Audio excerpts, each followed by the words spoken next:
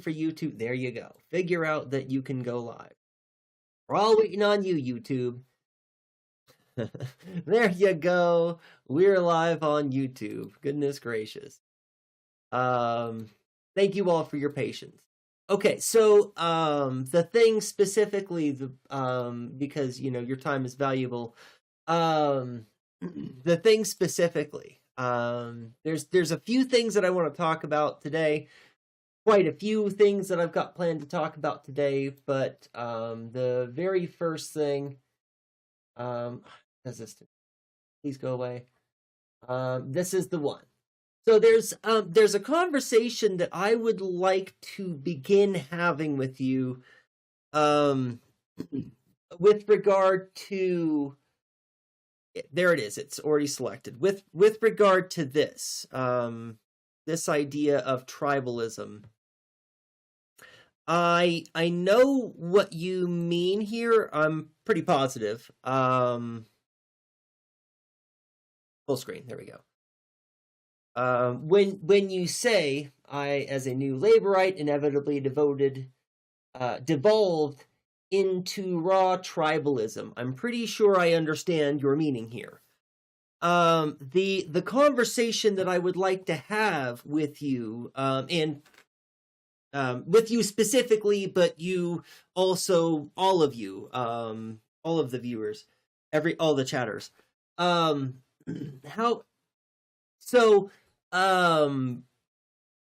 early in my experience as an instructor, I was very fortunate to have a student in my class, in one of my ethics classes, who was Indigenous, that I was able to work with. I hadn't really incorporated much Indigenous teaching or Indigenous philosophy into my class yet. I had read some and I had begun doing some research, but I didn't feel like I was really ready to have a full conversation. So I brought it up generally in my classes, and I talked about Indigenous philosophies, but only in vagaries, right, without going into any specifics. But anyways, not what. All of that doesn't matter. Anyways, the student expressed an interest in the class, including more conversations from Indigenous perspectives. And that, with that student, I was like, part of the reason is that, I mean, look at me, right? And I'm not sure where to go or how to go about this. And the student was very kind and dedicated a lot of their personal time and energy to work with me, to help me figure out certain things with regard to taking on including Indigenous perspectives in the classroom. And one of the reasons why I had avoided doing so is because there's lots of language that my experience with racism in general, specifically critical race theory and black versus white kind of racism. Most of academia was really only concerned with black versus white when I first started teaching. And I didn't know what language to avoid. And this is one of the things that student brought up, is the use of this word tribalism in this context. And I wanted to get an idea, get a sense of how you felt about this, about this idea that I'm about to bring up, and the baggage that comes with this language, because it's language that comes with antagonism, right? That's the implied meaning of tribalism. There is some kind of antagonism. It's an us versus them mentality. It's it's an essential othering, and the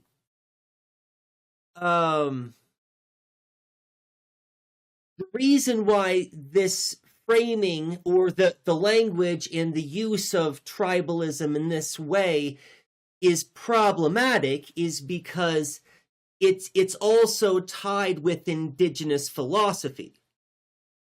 So there's this use of the language tribalism to imply this divisiveness, this othering, this inability to work together, right?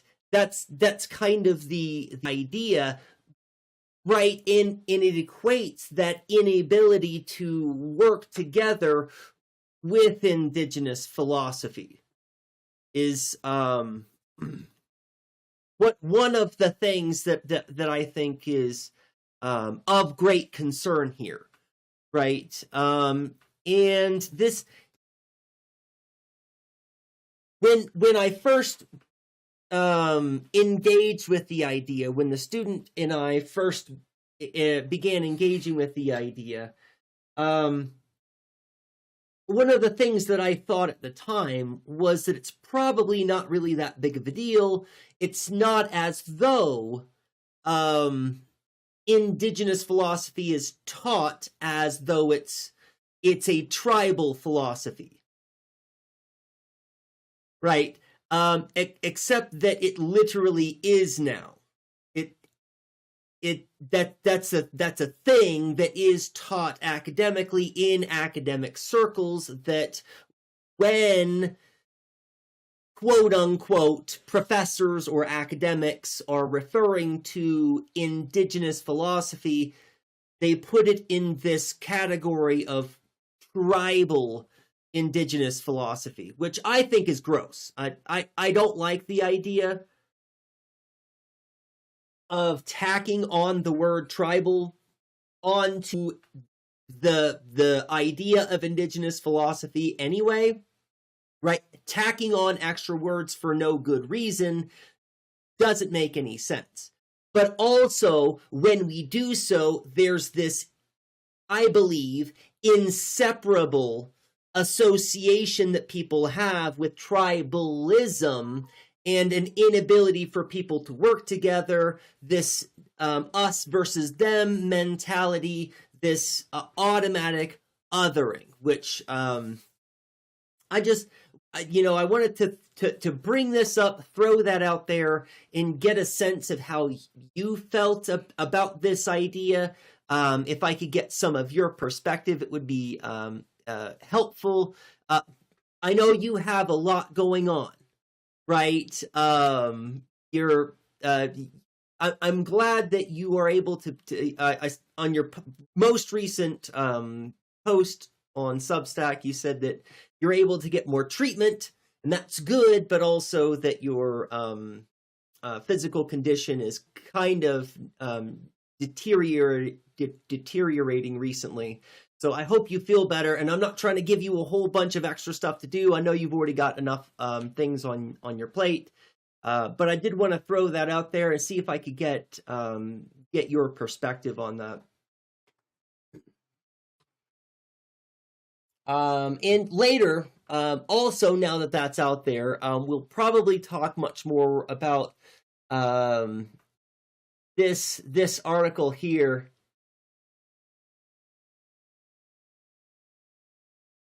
Groupthink is a good term if you're looking for a single word term. Us versus them mentality. Well, no, that's not quite what you mean here. Groupthink is more accurate to what you mean here. That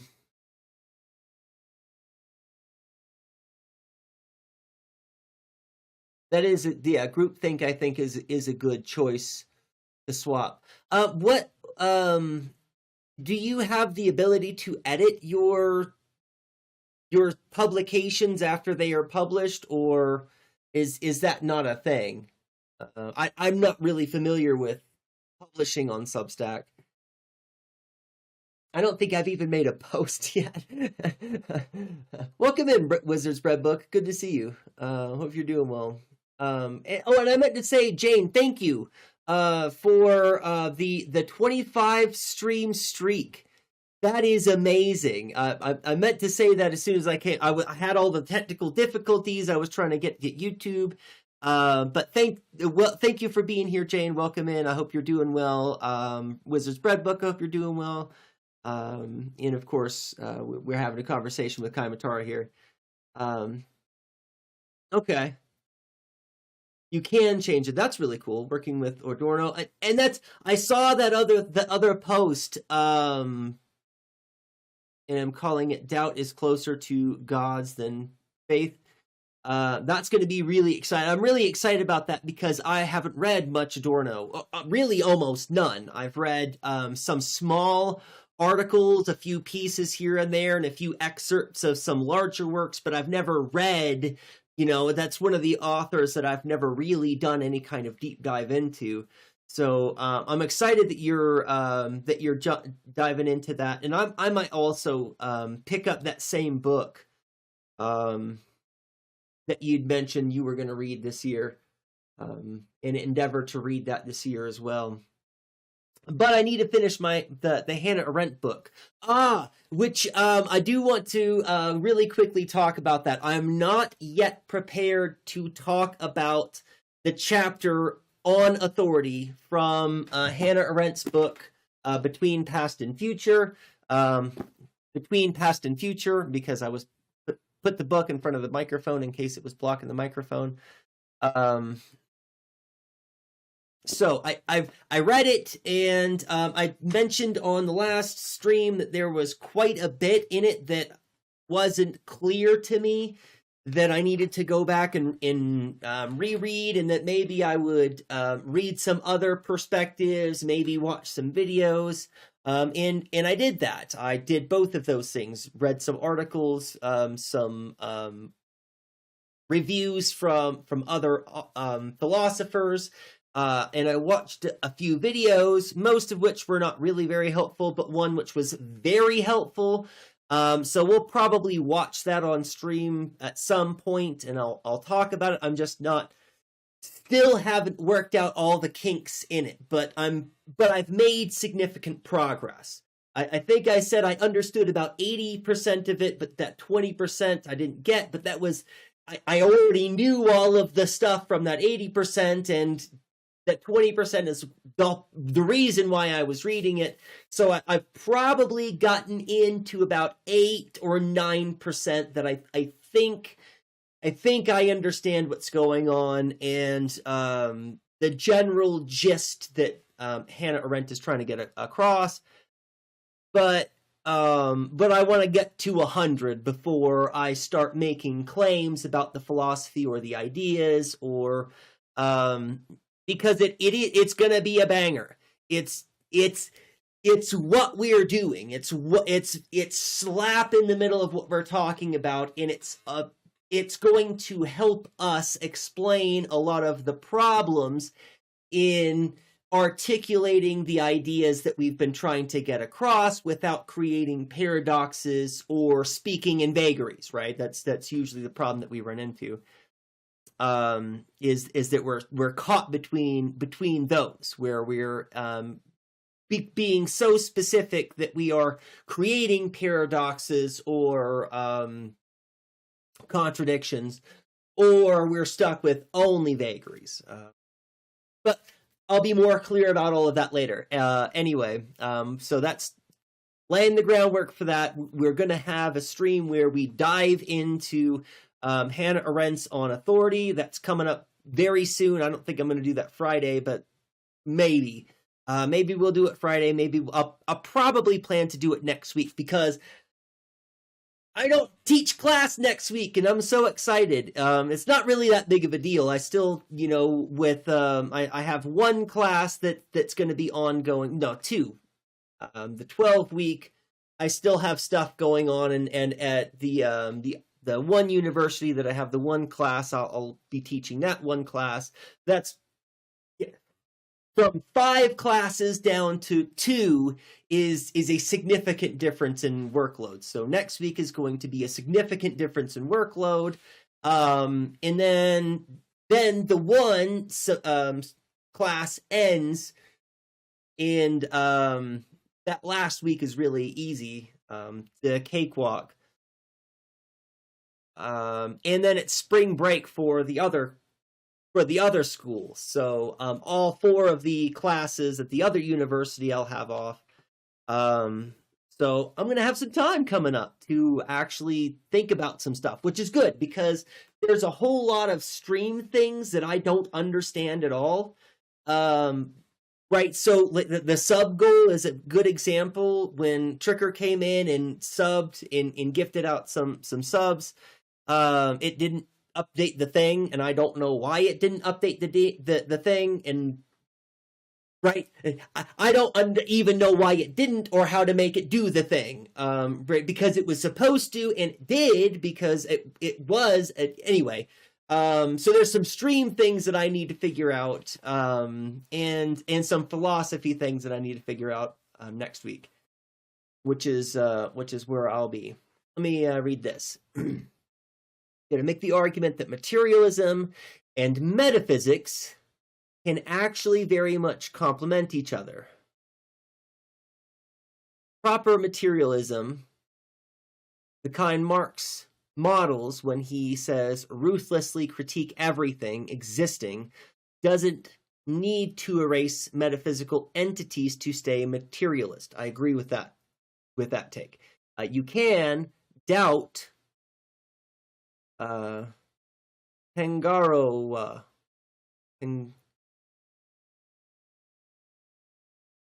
Tangaroa.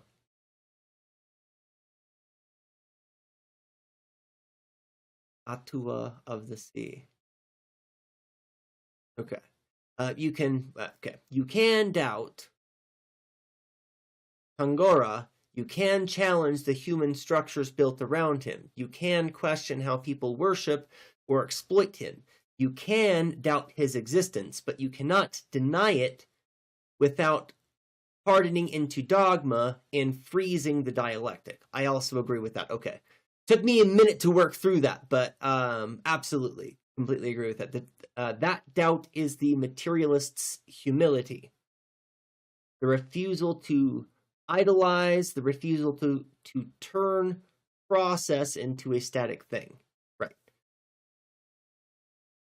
In other words, saying matter is all that exists, idolizes the world almost as much as a religious person does. Yes. Yes, I completely agree with everything that you're trying to argue here.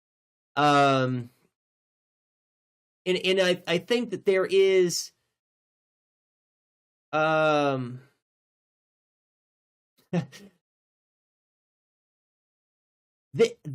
okay, so this will be a good bridge for Western minds that have a hard time understanding identity not as a static definition, right? Because that's it's really much more pervasive than I think most people, most Westerners, and maybe even those on the outside looking in. I think it's more pervasive than many people think, right? That Westerners still cling to a static history, that there's a static timeline of events that is categorically necessarily that way, right? Is even though we know that this is not the case. Rationally, academically, the tradition of teaching philosophy or teaching history in colleges has completely changed, moved away from that, and is now teaching about narratives and competing narratives and understanding history dialectically, right? Even though we know that we're supposed to, right? Westerners still cling in a religious way, still cling to that kind of history. And I'm just using this as one of many different faculties and facets in which Westerners need things to be in boxes. They need things to be binary, is, isn't. They need things to be clearly defined, right? And it's the termination of thought that. And they can't understand that that's what it is, right? That what they're trying to do is murder the things, rather than ironing out the differences in our understanding. What they're doing is murdering the thing, so that we can preserve it in some kind of pristine, untouchable way, and that makes it useless. That makes it not have the meaning that we want to have in our language and in our understanding of the metaphysical world, right? And it's our science, our mathematics, our how we teach in general, not just philosophy and history, but how we teach in general, is that there is a professor or teacher who is the authority on the thing, and they are going to teach you what is, right? That model is wrong. And we are still doing it. Our whole society is still centered around this idea that there are authorities that tell you what is the thing, and you just have to accept that, right? And that model is wrong. That is not the way that we understand reality to be, as static things that are. That's not the way that the universe works. There is no static, honey. It's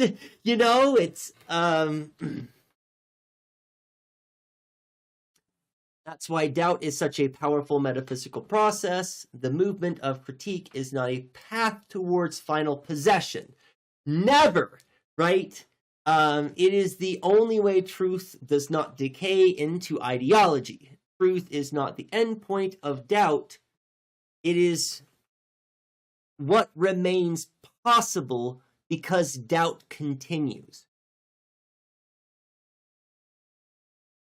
So the structure looks like this. Truth is not a positive content, but the trace of what escapes domination.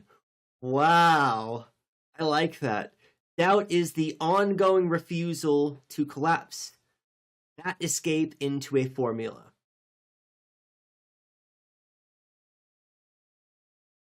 Doubt is the ongoing refusal to collapse that escape into a formula. Right.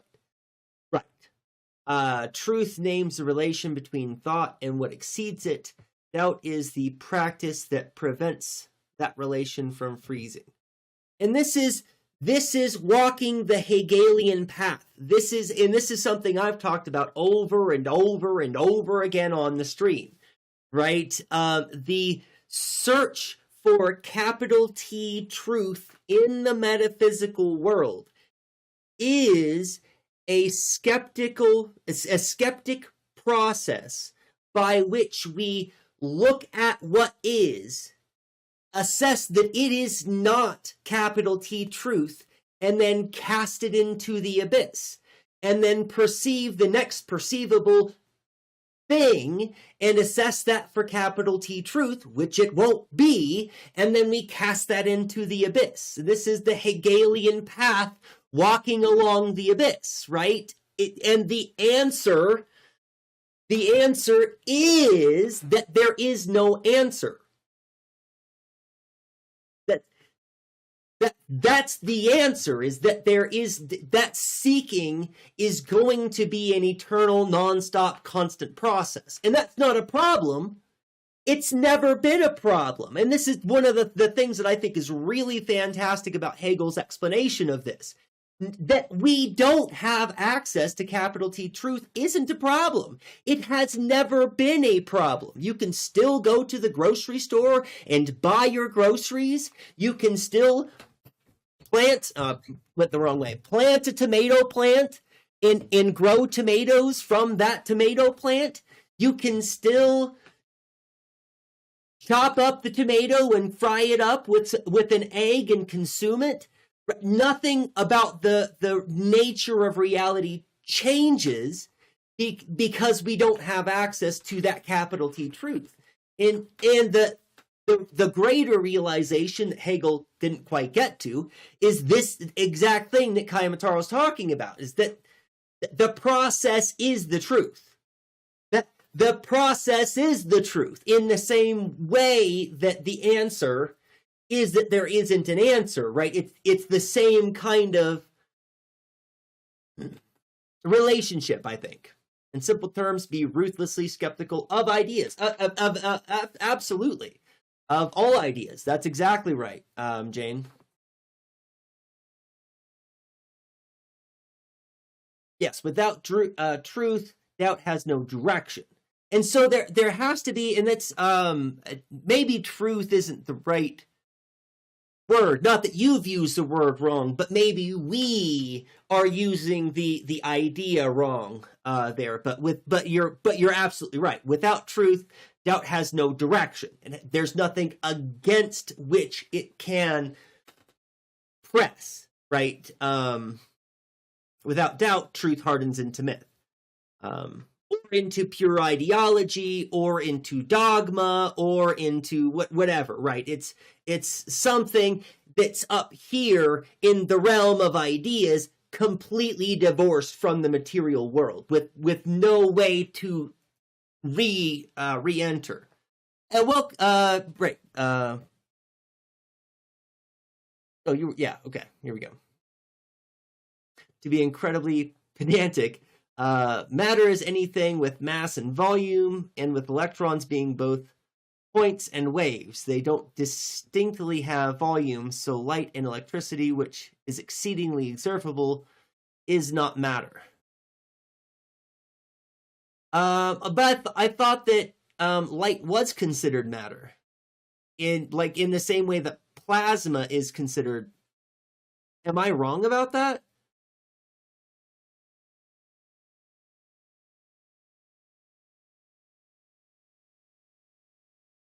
With mass and volume.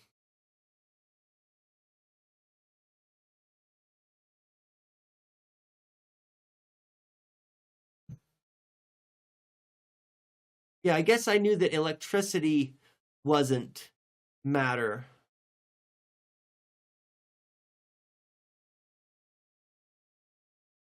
Right. Okay.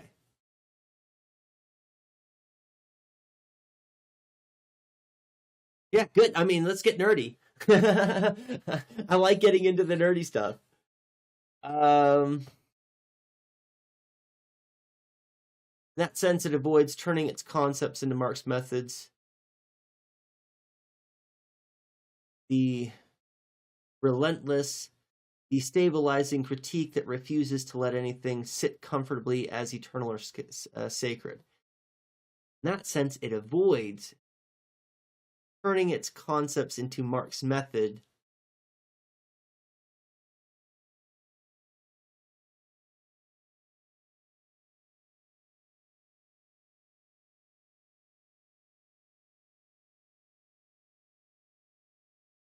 Oh, I want to remind you that I posted a video on science and leftism.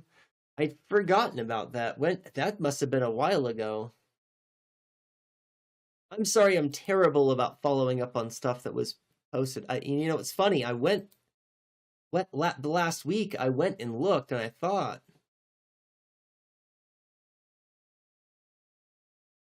that's the ego making us bad at conflict resolution.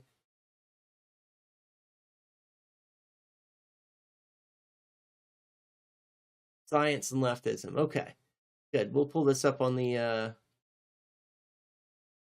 thing. Thanks for the reminder. It didn't not make sense at all. But there's something missing, right? There is something missing. I think I get your general gist. But there definitely is something missing. Light as a beam or collection of electrons would have a volume, but individual electrons less so. Okay. It's one of those weird things where classical physics doesn't interface. Right. Okay, I understand. Right. And that is the breakdown, right? That we have physics, and then we have right, quantum mechanics, and the rules just don't cross over well. Don't interface well. Yeah. Interesting. And it's good to get exposed to a little bit of this. When I was an undergraduate, I talked with physicists all the time, and I had regular conversations about quantum mechanics and quantum physics. So I was kind of familiar with a lot of the stuff, but it's been so long since I've been on campus. It's been so long since I've had those kinds of conversations that I keep trying to turn gears that are turning in that direction, and I just don't have the neurons to fire, and I don't have those connections anymore.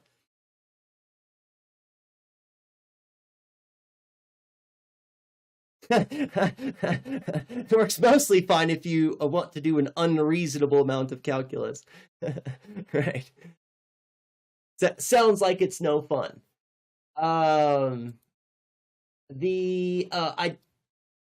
me get back on to what I wanted to get to today in the first place. So we're making a broad overview. I've made changes. Oh, and that reminds me, I was supposed to. I have a thing. Heck, I don't even know where it is. I have a Dropbox. Is that what it is? Where I have a file that people can access. It is Dropbox. Okay. Now I have to figure out how to get to the Dropbox so that I can give people access to it. I should have been more prepared for, but I'd forgotten about that until just now.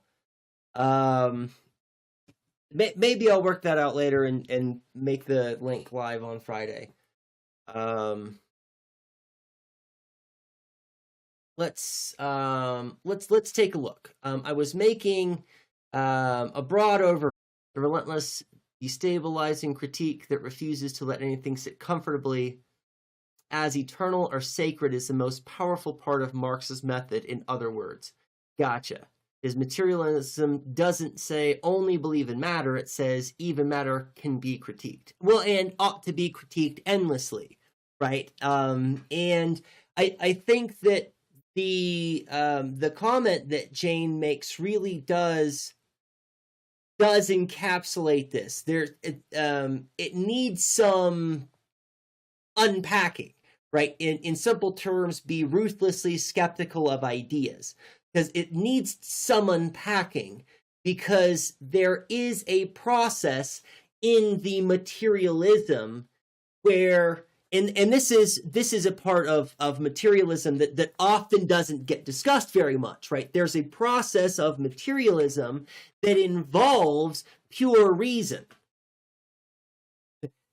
right? And so we need to constantly be skeptical of the material, but we can't neglect to constantly be skeptical of this. So, and when we have things from here that gain a kind of permanence, those are our ideas, right? That we have economy, that we have nationality, right? That money works, that we have borders that people care about. These are ideas, right? And those are things that we have built from the material, right? There's a relationship there. But what happens is most people pick up those ideas and start believing in just the ideas in a detached way, right? And that's the issue. So it's constantly both that we need to be ruthlessly skeptical of ideas, which means that we need to constantly be skeptical of our own processes and the things that we formalize into ways that we understand, right? When we say we are not going to platform leftists, this is an idea that has some concreteness, that has substance and meaning, that tells you what to do, right? And this is the kind of thing that I'm not saying that we entertain the idea, but we need to regularly apply scrutiny to all aspects of all of our ideas about us and the world.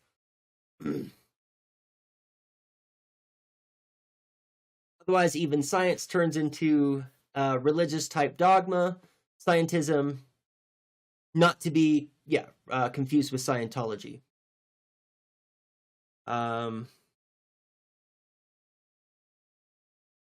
Societal organization in general is another example. Right. All of the ideas, exactly.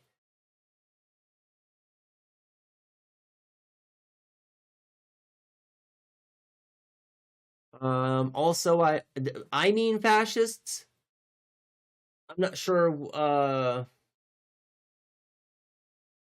not sure I understand the question. Yeah. Finally, I remembered how this worked.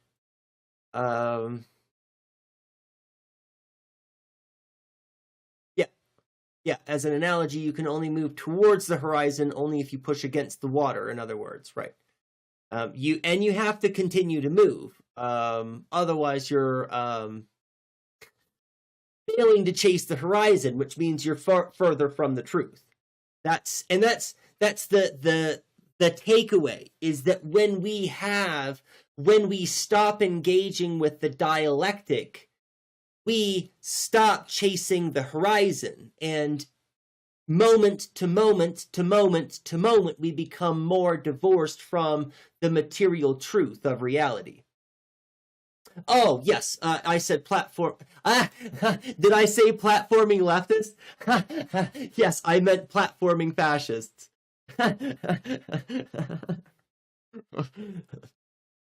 Yes, we should not be platforming fascists, and that is an idea that we have drawn from the material world, from experience in the material world. But it's an idea that still requires that same scrutiny that the material world always requires. Yes, thank you. Thank you for catching that. I didn't realize that that I misspoke there. The idiom of chasing the horizon, etymologically related to flat Earth? Huh. I don't think it is, but it applies. Absolutely.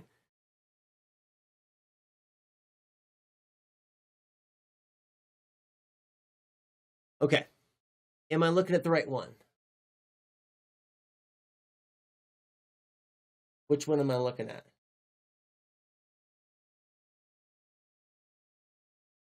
Yes, this is the one that I wanted to be looking at.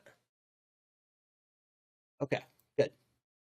Okay, so I have made a few changes to the document, and I'll update the document and make it available on Dropbox when I figure out how to do that. It's probably really easy. I'll just figure that out and post it in Discord. later today so that you all will have access to the file. So the first thing that I changed is this used to say leftist perfectionism, right? Which was never really the goal. I had meant that title for the stream kind of glibly, and then it ended up just kind of staying there in the header. So really what we are trying to establish is some kind of formal leftist ontology, right? And ontology is the study of being. So a leftist ontology would be concerned with what it means to be left, right? And how do we assess leftism? Where are the thresholds for when we've crossed over into something that is no longer leftism? And the point, again, is that we are trying to create a broad project so that we can hold each other accountable in ways that we are remaining authentically genuine to leftism without devolving into policing each other, which is not helpful.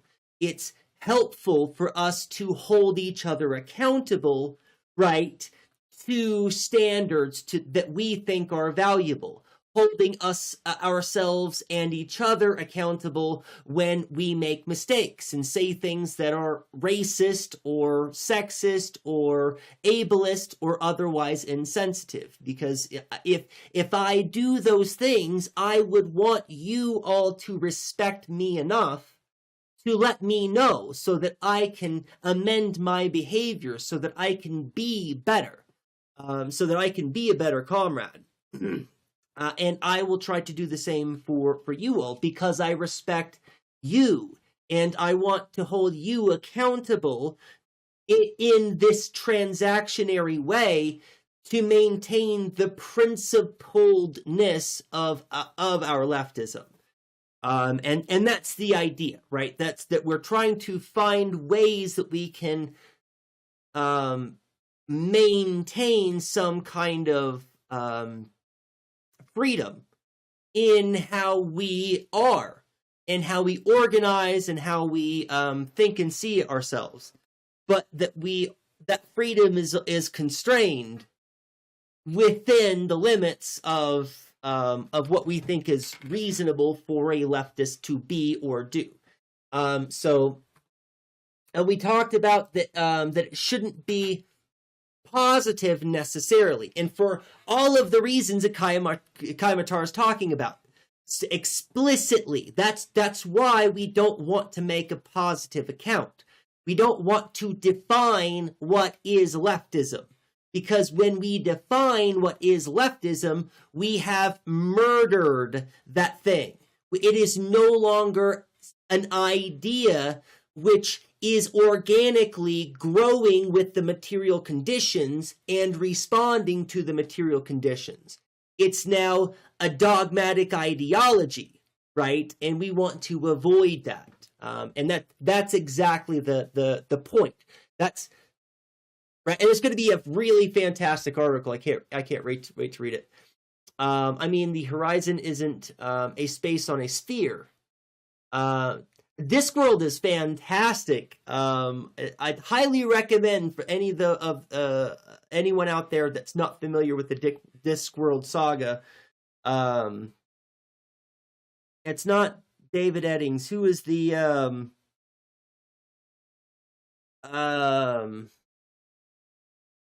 who is the author from Discworld? Terry Pratchett. Right. Terry Pratchett is hilarious.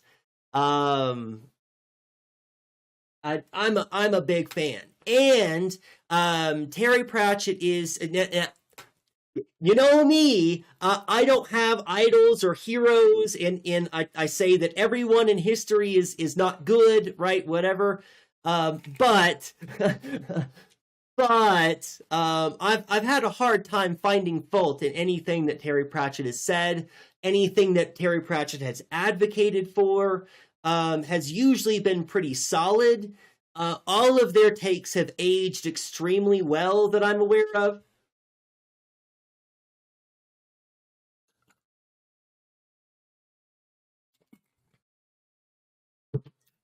Big fan of Terry Pratchett.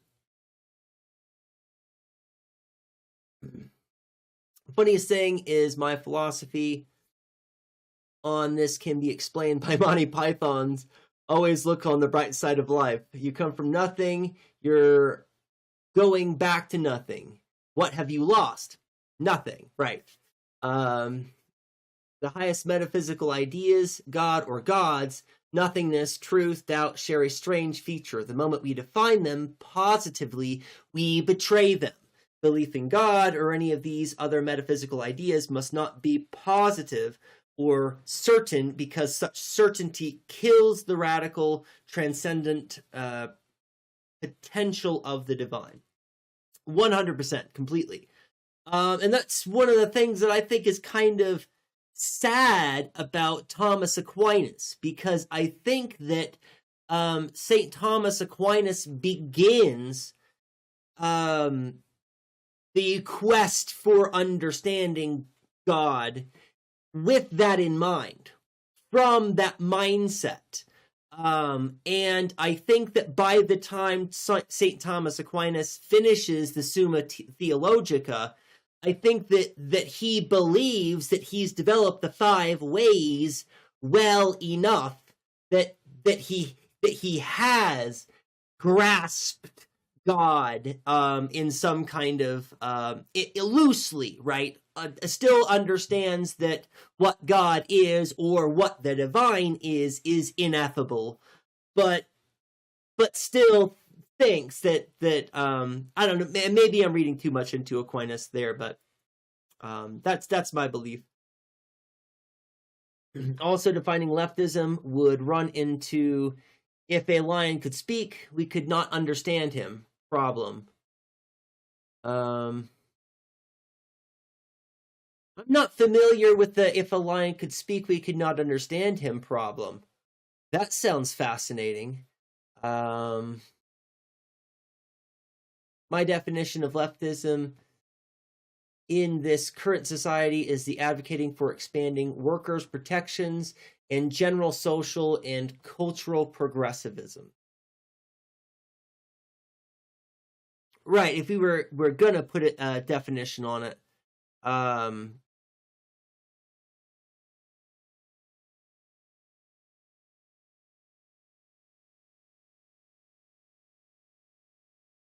the cultural progressivism does a lot of heavy lifting there, because that has got to be where we've got our decolonial perspective and our anti-racist perspective and our gender liberatory perspective.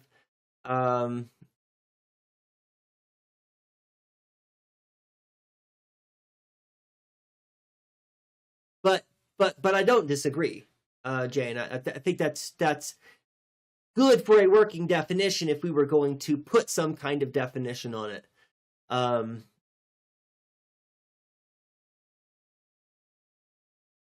I can't help but think that it seems a little class reductionist, right? And I don't think that you are, but that phrasing, it has some phrasing that there's red flags in my brain that are going, I don't know that's doing enough to really speak to all of the different kinds of oppression that we all have that we have to face all at once, right?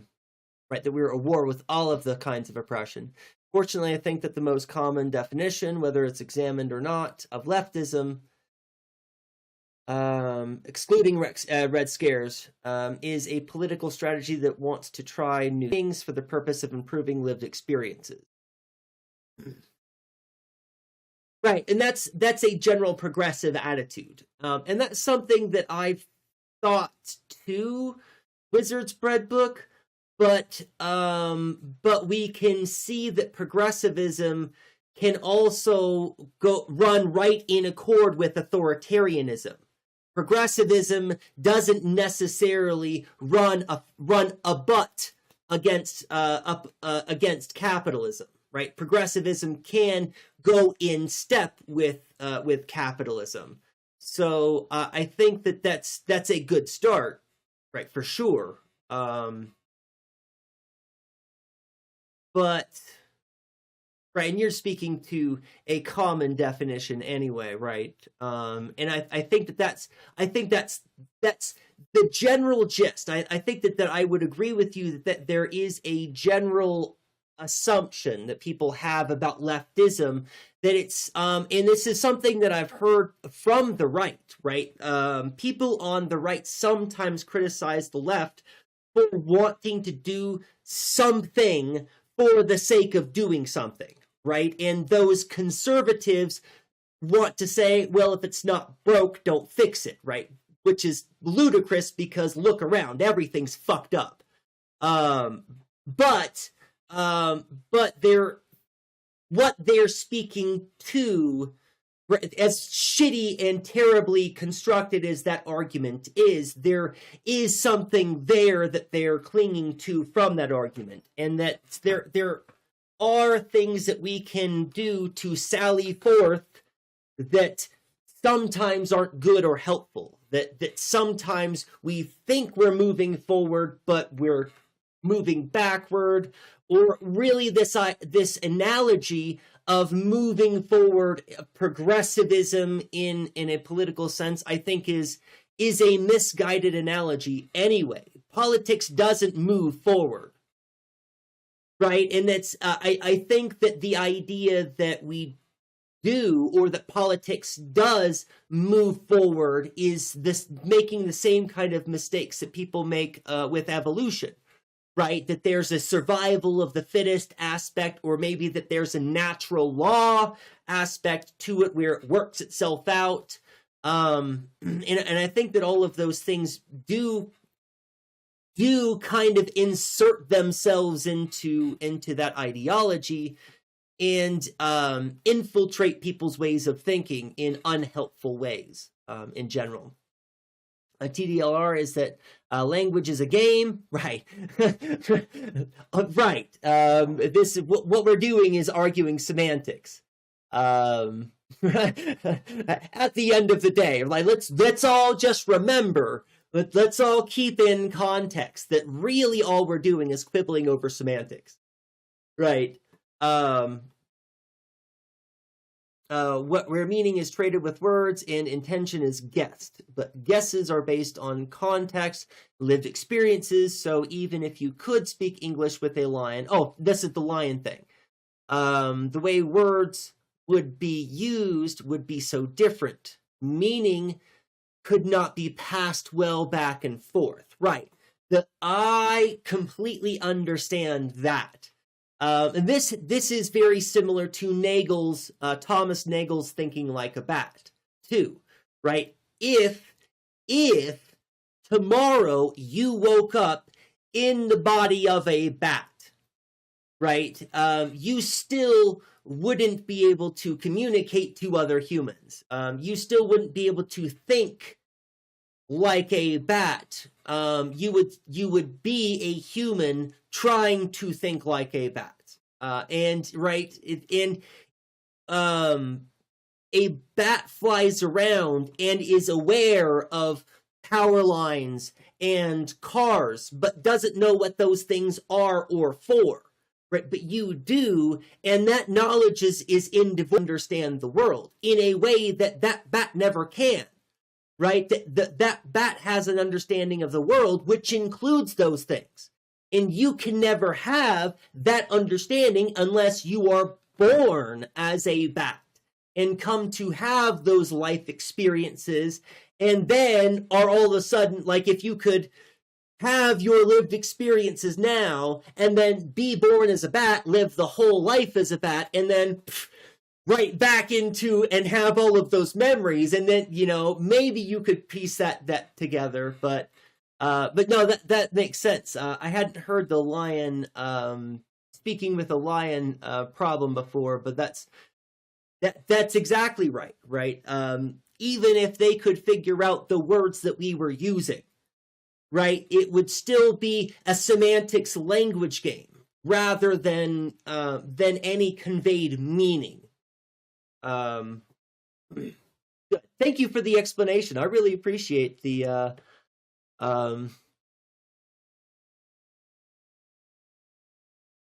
explanation there. Materialism prevents metaphysics from floating away into fantasy. Metaphysics prevents materialism from becoming reductionist and shallow.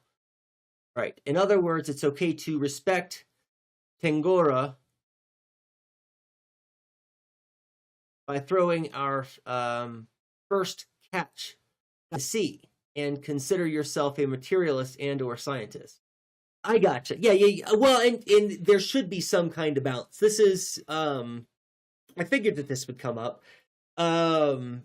In my ethics class last week, we did Aristotelian virtue ethics and the other non-rationalist moral theories. So we started with utilitarianism, went to deontology and natural law theory, and explored all of these other rationalist theories to come back to Aristotle's habituation, right, where rather than having some kind of formal rational framework that you can plug your problems into that's going to give you an answer, because that shit doesn't fucking work, right? Rather than that, we have to be moral problem solvers who are adept at solving our problems in the material world, right? And so after we come full circle, the lecture that I did yesterday is on non-Western philosophies. So I'm talking about African virtue ethics and indigenous virtue ethics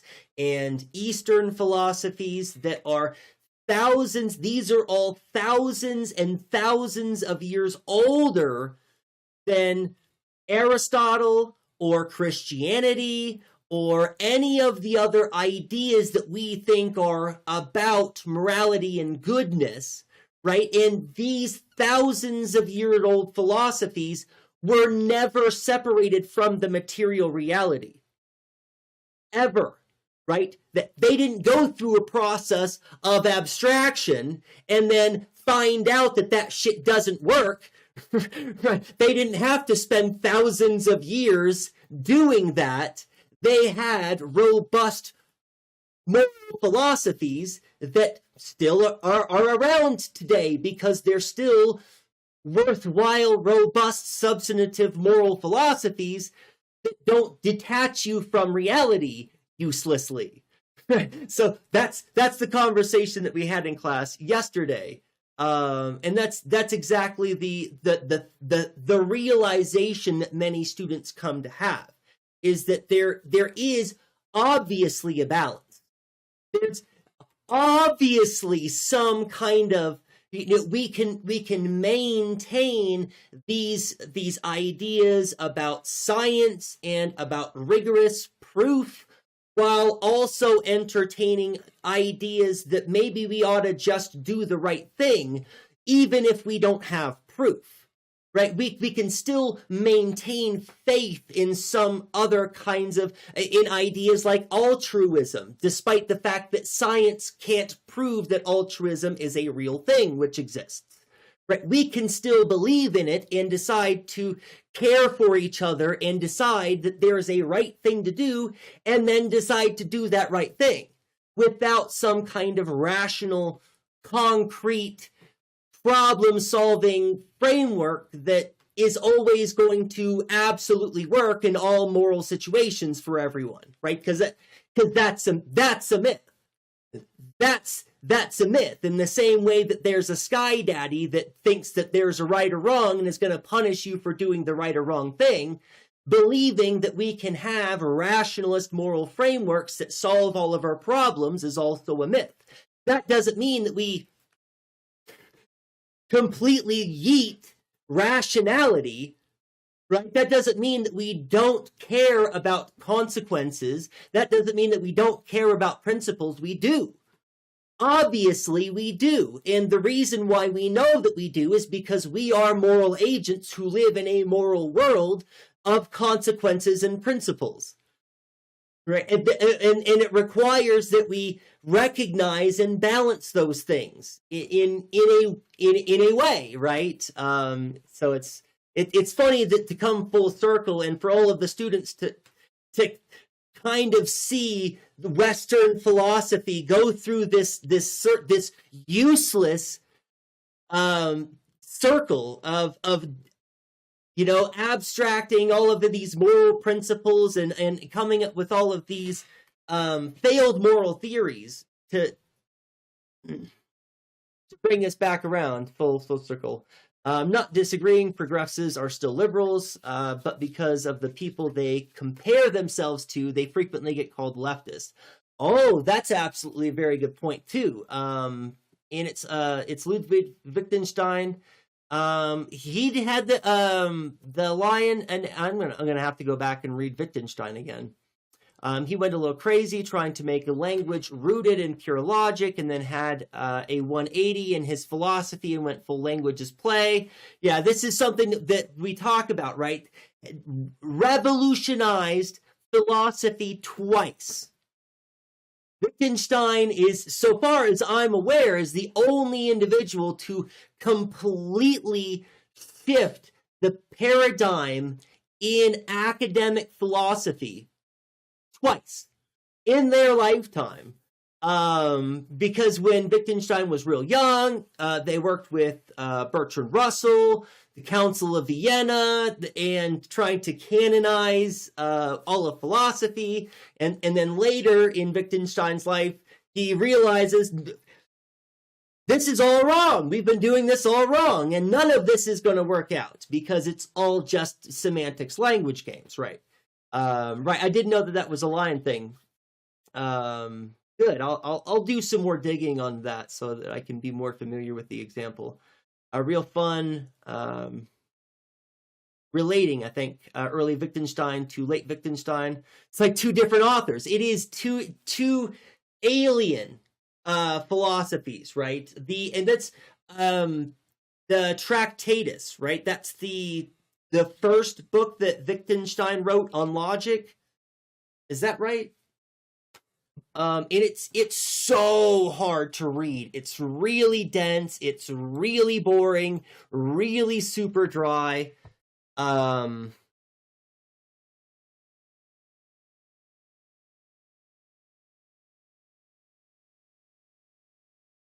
then his later work is more. See, and I would like to believe, and I don't know enough about Wittgenstein's life or philosophy that I could make this claim, but it feels to me like there were probably continental influences that helped Wittgenstein come to the realization about how he was wrong.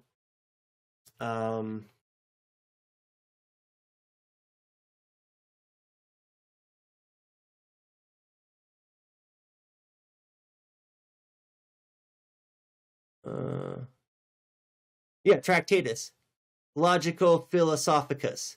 Tractatus Logico Philosophicus is the name of the book, and it is hard to read. It is not an just pick it up and breeze through it philosophy. It's dense, it's dry, it's tough. But then when you read, that's where I was going. When you read Wittgenstein's later stuff, it's more fluid. It's more natural. It sounds more organic. It's more like following someone's line of thought. Whereas the Tractatus is not like that at all. It's very formal, very analytic, laid out in outline form. I mean, not formally in outline form, but it's written in outline form is what I mean.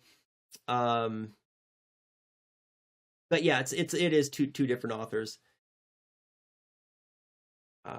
But again, I don't know that Wittgenstein was influenced by continental philosophy. I wanted to be clear about that I'm making a guess based on pure speculation. I don't have any evidence to back that up. Just throwing that out there, that the change in tone and philosophy that I see in Wittgenstein is the same kind of change that happened to my brain when I went from being just a first year philosophy student to understanding that analytic philosophy was never going to give me answers, right? In understanding that there's continental philosophy and this is where meaning is. I don't know if we've had a long conversation about the differences between analytic philosophy and continental philosophy recently. If anybody needs an explanation on the distinction between those two, I'd be happy to launch into a giant tirade about it. It's one of my favorite things to rant about. Materialism destabilizes false transcendence. There's a lot. Hold on. Materialism destabilizes false transcendence. Right. That's when we have those ideas and then we think that those ideas are real. That's false transcendence, right? I think that's what I think you mean, anyways. Metaphysics destabilizes naive immediacy, right? And it insists that we apply the skeptic lens, that we continue the skepticism. Absolutely, we still need good reasons to act or believe, and that's the thing. When we abstract out, Jane, when we abstract from principles from the material reality, when we rearrange those principles don't actually matter. And this is a few streams ago, I'd mentioned that it's almost like I'm teaching ethics wrong. And I feel almost like I need to change the way that I teach the class. Because the idea that there is some moral agent that is an autonomous, independent moral agent who makes choices doesn't exist. The person who chooses whether or not to pull the trolley lever doesn't exist. And you can't even imagine yourself to be that way. You would have more luck imagining what it's like to speak with a lion, right? Or imagining what it's like to be a bat than it is for you to actually imagine that you could be some impartial moral agent who has no connection to any of the people on the track and is somehow still responsible for those people's well-being, right? Because we are never divorced from our moral situation. And even if we entertain certain hypotheticals in the abstract, that's still just pretend. That's still not even imagining what you would do in that situation, because you still don't know, right? And this is for anybody that has ever planned for an emergency situation, that has had to put that plan into action, will probably attest that when you get there, it's not like you imagined in your head. And it is a whole different ballgame that requires a whole different reevaluation of whether or not you're going to put these things into implementation, into actuality. Right? An example that I would give is that I have categorically made a choice about an invader in my home, right? If I'm woken up in the middle of the night to somebody breaking into my door, I have a plan of action. But the consequences of that moral action are not something that I can just commit to. And I understand that because I might be faced with a child who has been the intruder into my home, right? I could be faced with a pregnant woman. And that might give me concern about whether I'm going to put a bullet in that person's chest, right? It might make me rethink the plan. It might make me rethink the strategy. It's good to have these kinds of plans and strategies and to think about hypothetical situations, but but we cannot imagine that we actually know what it's like to be in that situation, faced with that moral situation, faced with the actual consequences of that moral situation. And that's one of the other things that gets omitted from the trolley. There's going to be moments after where there's going to be real accountability for what has happened, right? And you, as the decision maker, can't consider those. Or if you believe that you can, you're living in fantasy, right? Because you can't not. You are a moral agent that is subject to the consequences of your actions. And if you pulled the lever and you killed somebody over there, those are real consequences. Right? And we can imagine the hypotheticals, but they're always divorced. They're always pretend. They're always alienated from the actual material conditions, because there is no such thing as an independent, autonomous moral decision maker. That autonomous, quote unquote, moral decision maker is subject to consequences, which will influence, have a determining effect on them. Therefore, they don't have just carte blanche free will to do what they would like, which our hypothetical thought experiments, our rationalist frameworks, imagine that we can do. A belief in Tangora is not betrayal of materialism, denial of him as a metaphysical relational process, or in other words, turning the ocean into simply mere H2O. Right. Yeah, to read it's flat, indefinable. To respect the atua is to acknowledge that the world is never only matter, and never only human. Never only human as it, trying to avoid an anthropocentric viewpoint. And that is exactly where materialism and metaphysics meet, in humanity, in critique, and in the refusal to pin down infinity, right? Yes, unabashedly yes. But there is the caveat that I was throwing out there is that recently humanity has deviated. Recently, humanity is not committed to this refusal to pin down infinity, which I think is an ongoing project which has been going on for thousands and thousands of years. That the last few hundred years, the last 1,500 years, there's been a... we've gotten off course.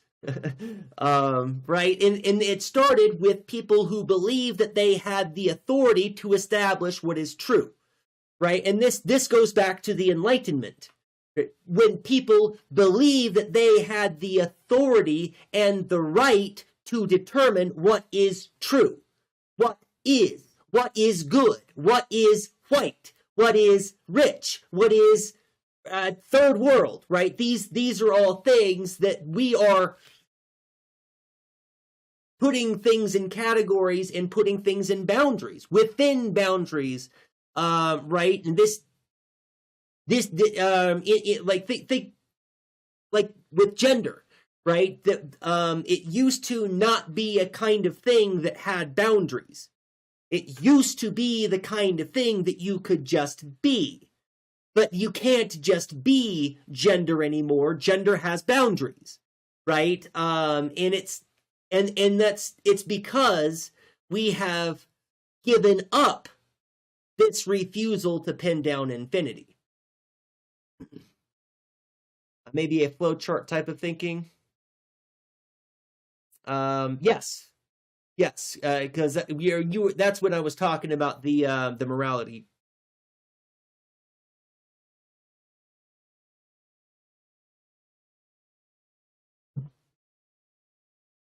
If only we could find the Platonic ideal of blue, or number 7, we could know truth. Time to start sailing and searching. If only. Well, I mean,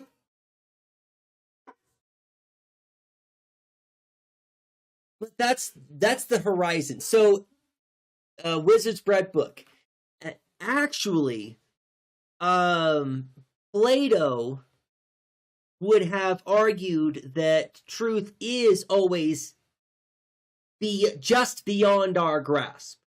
Now, part of this has to do with Plato believing that we lived in a world of appearances that was divorced from the world of perfect forms, right? So there is, and sometimes people have an idea of what Plato means about the realm of perfect forms, and sometimes it's imagined as being like kind of a heaven or an afterlife, or and that's not really that's not what Plato meant, and that's not how we should think about it. What Plato is referring to is the universal, the ideas of things. When Plato is referring to the world of perfect forms, what he is talking about is a realm of pure ideology. Now, Plato, I put it on my brain. Plato would have believed that it existed up here, above our brain, not a part of us, right? It wouldn't have sat on our brain. It would have sat above our brain, informing how the brain interprets the things. We can't see the perfect forms out in the world. You'll never encounter a perfect square. You will never encounter a perfect square in existence. You understand, however, what perfect square is. And that idea still has meaning, and it has meaning because it exists in this realm of perfect forms that you understand is tied to reality, has real substance, but isn't going to demonstrate itself perfectly. But also, some of this has to do with the world of appearances is created by the demiurge, which is an imperfect god who does their best to recreate the forms in the world. And there might be an analogy there for the demiurge being our, but I don't think that that's actually what Plato meant. There is a reading of Plato that, in fact, speaking of intellectualists, the intellectualism takes Plato to mean things that I'm not sure that Plato meant. I've been absent a couple times. I wasn't sure if you ended up reading my self-help article on live. I did. I don't remember when. I think that we did. My memory is garbage. I've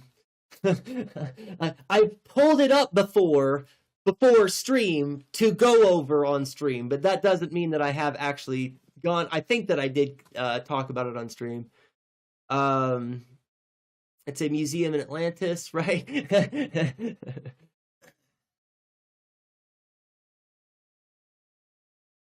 Well, it wouldn't be universe of discourse. Because it's not sub to, so if we refer back to the three kinds of knowledge that we talked about on last Wednesday, doxa, gnosis, and episteme. So, what is in the realm of perfect representations is a kind of thing that we can know through episteme only. So, well, that's not entirely true either. That's not going to work. It's First off, I'm not a Platonist. So some of these ideas are I'm not going to be good with. So I don't think that Plato's ideas are without paradox. And that's one of the other issues that I'm running into. But it's the ideas which exist in the realm of pure forms are not subject to human interpretation, right? In their understanding that we might a square would still have four sides. That's the kind of truth, that's the kind of thing which exists in the realm of perfect forms, is that kind of universal idea that four-sided objects are squares, right? That thing, that relation, existent thing in the perfect forms, and is not subject to debate, right? So it's not discourse, and there isn't any negotiation. Though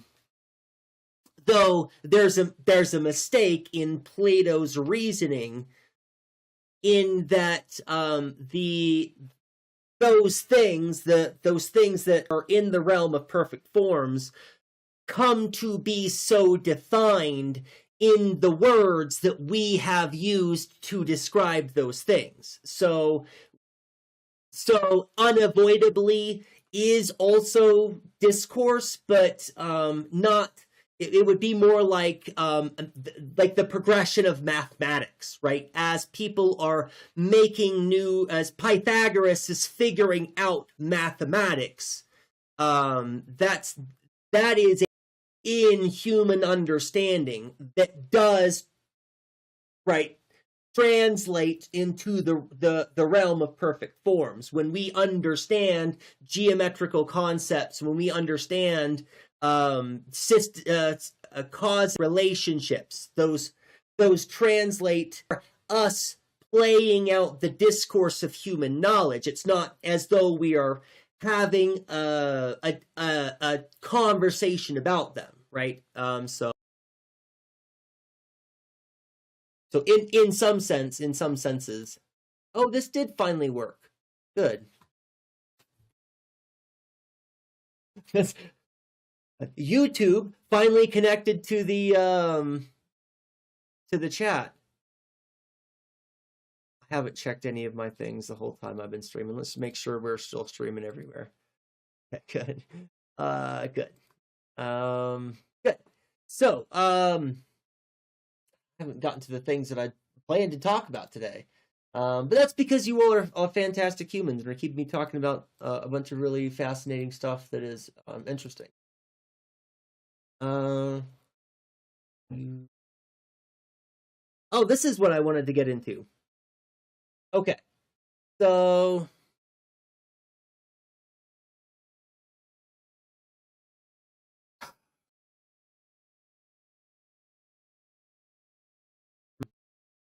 dropping frames a little bit. Does anybody, am I lagging for anyone? Is it starting to get too laggy? I'm starting to get some storm clouds building up. Okay, I think that what I want to do is launch into this is something that we haven't talked about yet. Plastic Pills just dropped this video 6 days ago. And it turns out, and this has happened with Plastic Pills' stuff before, where we are talking about, so remember when we were talking about ideology as religiosity, and then Plastic Pills comes out with a video about religiousness and that we are all religious and it's because we adopt these practices, and basically tying together a bunch of the stuff that we were grappling with. This is going to do the same. So there's an important aspect of ontology that's going to here. And I haven't watched the whole video, so I'm not sure of all of the tie-ins yet. A lot of this is going to be not to the point until until we get to that point, and I don't know if I want to do all that.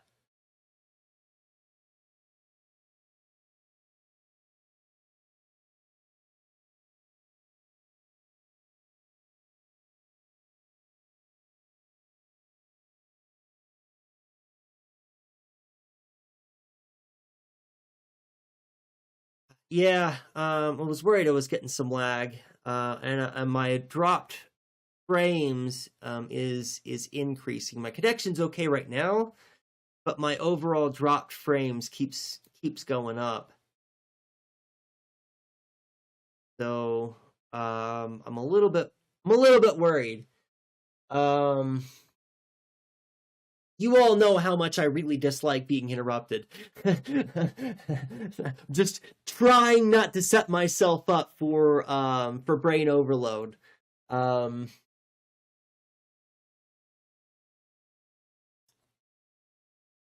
maybe this is a shorter video. Maybe I'll just watch this. Jane, you think this is going to tie stuff together? I mean, that's probably why you brought it up. That's why you reminded me that you put it in the Discord. And this is shorter, so let me put this video on, and we'll see how bad the lag is going to be. If it improves, then we'll keep going, and if it doesn't, then we'll wrap it up. Hey everyone, Anarch here.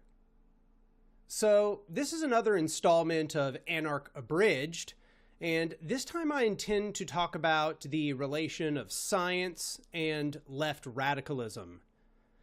If you're enjoying these shorter videos, or you just want to support me while I develop the longer ones, I encourage you to go become a patron at my Patreon, which is just patreon.com/anarch. But getting on to the subject, this topic of what science is and how science relates to left radicalism has really been part of the conversation since almost the very beginning. These days, I find it most often enters the conversation in the discussion between authoritarian leftists and more libertarian socialist varieties. But it also enters the conversation in like discussions of science's relation more generally with the left project. Is science good or bad? Is science a tool of hierarchy? These sorts of things. It also leads us more broadly into a discussion about technology and the place of technology within the revolutionary project. I don't intend to go too deeply on either of these within this little Anarch Abridged, mostly because I think these topics could probably have entire books written about them. I do intend to do a longer video at some point, which will just be on science and technology and their place within a revolutionary project. But first, I'd like to say just kind of some prefacing statements. I find that the left has, in general, a very poor understanding of science. I don't only mean this in the sense that they have a poor understanding of, the outcomes of science, in which case they're generally pretty good about that. I mean to say that they don't really seem to have an understanding of what scientific methodology is, nor what that actually means for how science relates to the project. I know I'm staying very abstract here, and maybe you don't quite understand what I'm getting at, but I think it would be maybe best to start with Engels' misrepresentation in his work. When Engels was using this... I'm so glad that he said that, because I'm like, I'm trying to follow, but I'm not really quite sure what you mean. But and Anarch does this sometimes too. There, I would imagine, are conversations that Anarch is a part of in groups of people, and these that his statements make sense in context to those conversations with those groups of people. Welcome in, Matt. Great to see you. I hope you're doing well. But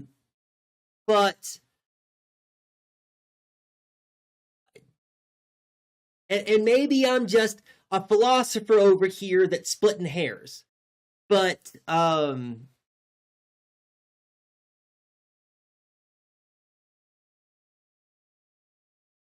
curious about what he means when he says leftists, right? When he refers to leftists.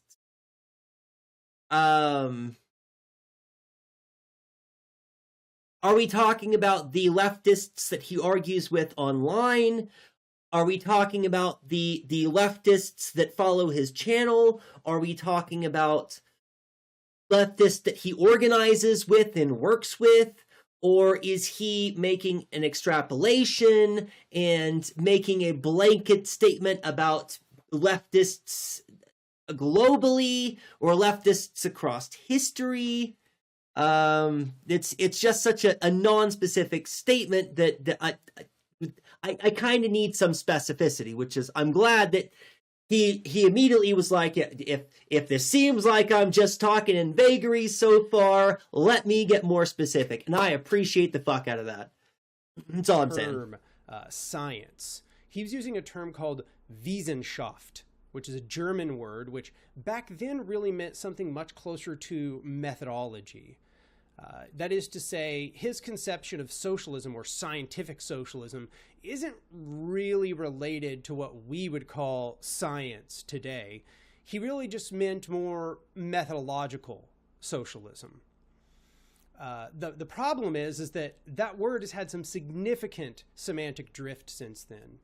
This is not only because the word Wissenschaft in German has had some semantic drift, it's because what we mean by science has changed quite a bit since then.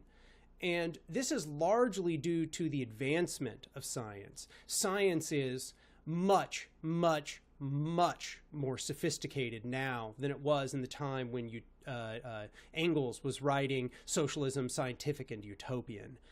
We are at a much higher state of advancement in the sciences, especially in the physical sciences.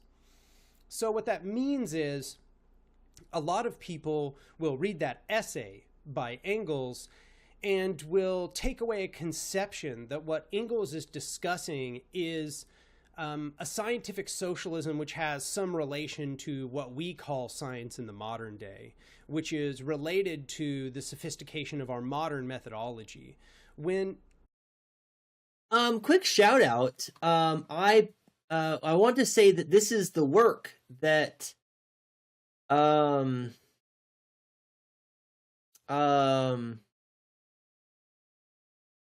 oh, brain, don't do that to me. Kay, how do you say? I brought her up for a reason, because I wanted to talk about her, brain. I need to be able to say the stream name. I think that this is the work that Kay, how do you say, is reading through right now.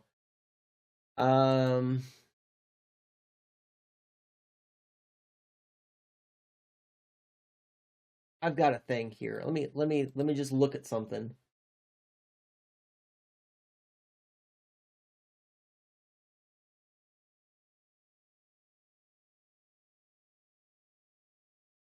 Oh fuck! But I did.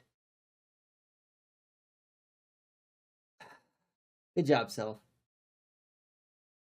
I don't know how to computer, apparently.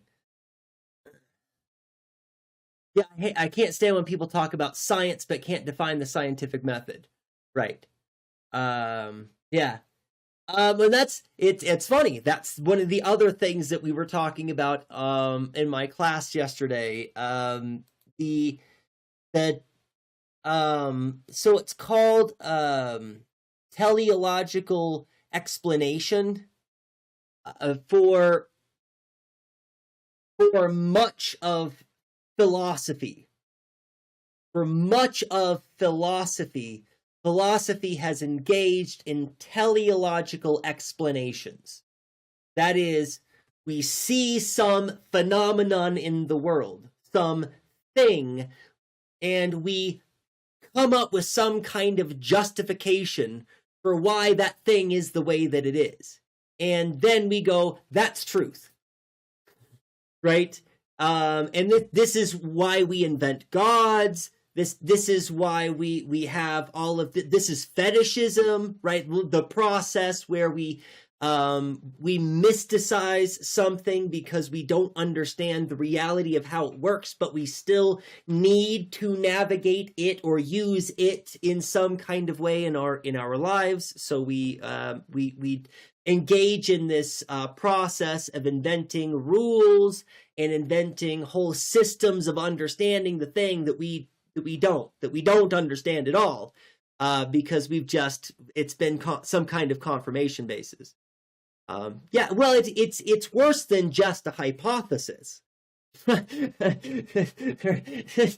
yeah, it's like that, but it's worse than just a hypothesis. It's like positing the hypothesis and then going, okay, our work is done. That's it. Job's done. Yeah, most people don't know. Better stop there. Then there's test, analyze, and repeat. Right, exactly. Right. So, yeah, exactly. Oh, I was looking up. Oh, yeah. So that's. We're gonna shout out Kay. How do you say? And I didn't actually shout out Kay. How do you say? So let me go.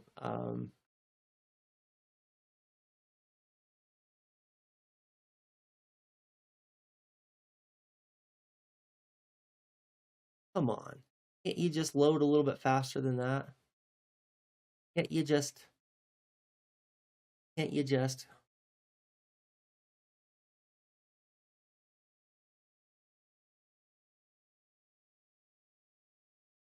that's not how you do it here.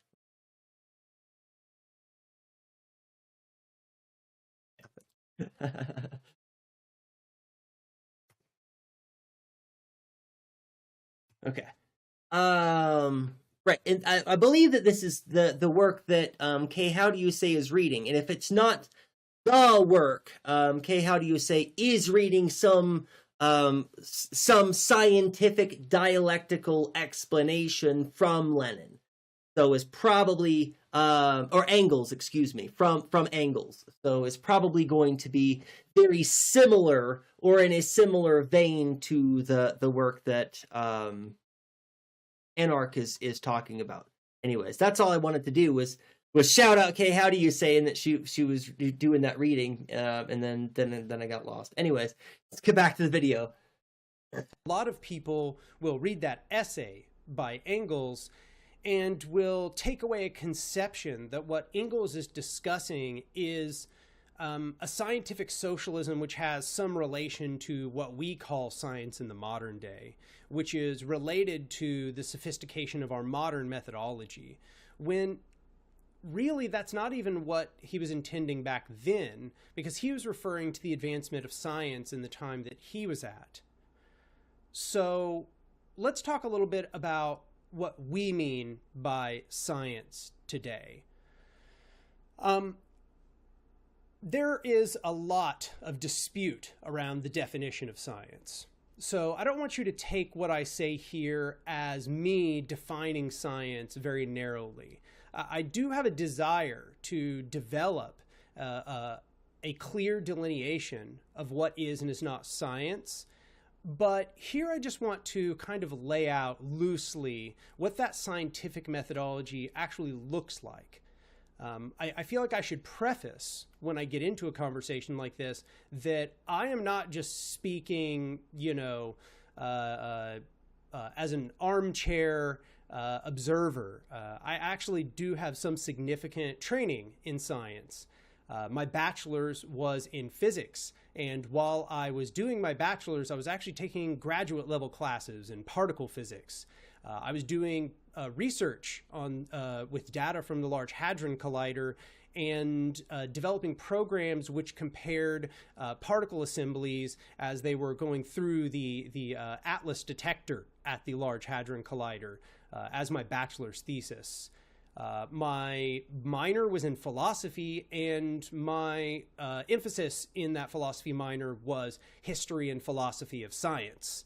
So this comes from at least a considerable level of expertise. This is also just something I've been more generally interested in, the philosophy of science, what is science, why does it work, and so on. So I want you to understand that, this is coming from a place of some substantial information on the topic. My understanding of science is that what science really is an attempt to create self-consistent models, which we then test against the world and each other. And I don't mean one another, I mean models, other models. What we try to do is build a model that we think maximally matches the world as it is, in some capacity or another, some section of the world, or perhaps in physics, the entire world. But in every single science, what we're doing is model building. We're trying to build models that are not only internally consistent, but which are consistent with all other models which exist. Or, if they are not consistent with other models that exist, make predictions which can discern whether this new model and the existing model, which one is correct, of the two, which is correct. So what that means is, in science, we are very predicated around making predictions. We are very interested in finding novel circumstances and then having all of the competing models make predictions about those novel circumstances so that we can compare what the models think about new data. There's a big reason why we're concerned with it predicting things from new data. And that is, there's sort of this problem of fudging or fine-tuning models that already, or models that you are creating to data that already exists. So historically, what we found is that one of the main failure points that can take place in developing a scientific model is you already know what all of the data is. And so what you do is you construct a model that matches all previous data, and you sort of just fudge and poke and prod the model that you're developing to match that. You do little fine-tuning measures. So in a general sense, in science, we don't like fine-tuning because fine-tuning suggests we got something wrong, and so now we are having to adjust around the margins. Instead, what we want is a model that is derived from first principles and which makes predictions about the future better than all other models. So I hope that that made sense as I laid that out. This concept. So far, I don't disagree with anything that Anarchist said. But I wonder if we're going to talk about the disconnect between the scientific method as it's understood and scientific academia, right? And if we look at the way that scientific academia actually is, funding is prioritized for projects which do fudge and poke and shift and develop working models which map onto the data that already exists. Despite the fact that we know that this is not good science, that's what modern academia has been doing, right? Going back as long as I can know, as long as I can remember, as long as I'm trying to think about academia as an institution, and it will always have this. Gadamer talks about this. as it formalizes into an institution, it does so by making itself an authority on something. And so things which are new have to conform, at least to some extent, to that which came before. And this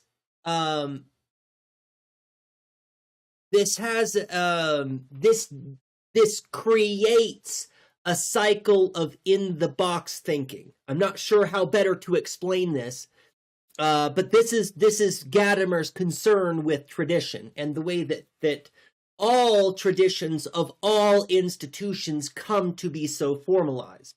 They come to be so formalized by making themselves the authority.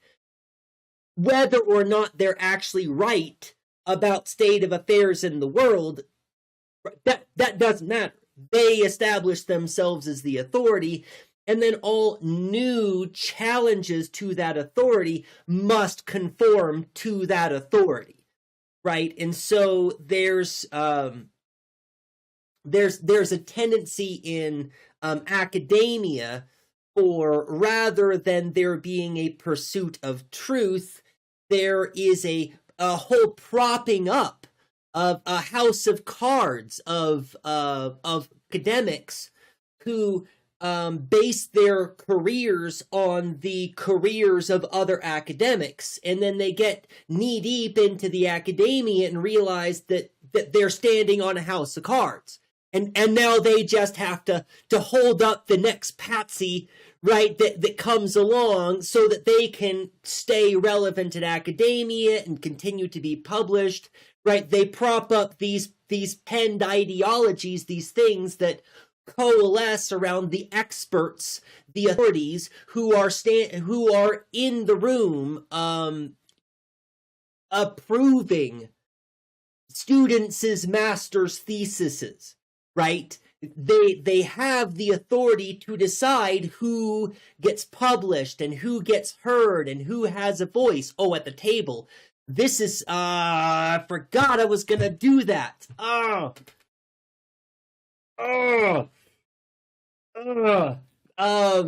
Okay. Do I derail? No, let's just keep talking trash about academia. Because that's how a lot of these ideas, Dr. Fatima is a YouTube content creator who did a video on this, right? The superfluousness of academia. That a lot of times there are what are known to be indefensible models, right? For metaphysics or for astrophysics or for whatever. Even though they're indefensible, there are so many career academics whose career is invested in pursuing this failed project, right? And it goes on for decades and decades and decades, and more people get pulled into pouring their research into these failed theories. And then they get the funding, and as long as they can fudge their numbers and produce results, that's what gets published, right? Anyways, he will talk about the ivory tower of science. Good. Absolutely. Because that's kind of, yeah, that's exactly it, right? Good. I didn't mean for that tangent to be so long, but I love to talk trash about academia. Leads us to the importance of experimentation in science. Experimentation is a method of us being able to compare the universe against itself and to compare our models against the results of the experiment. And both of those are important.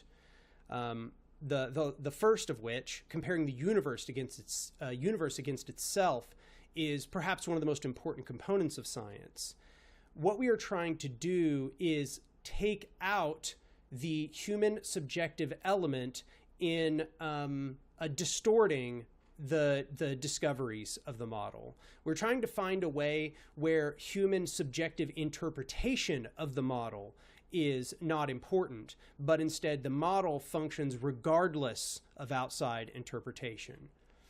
The reason I phrase it in that very fiddly kind of way is because we have models in sociology, and those sociology models are very concerned, of course, with the human subjective experience.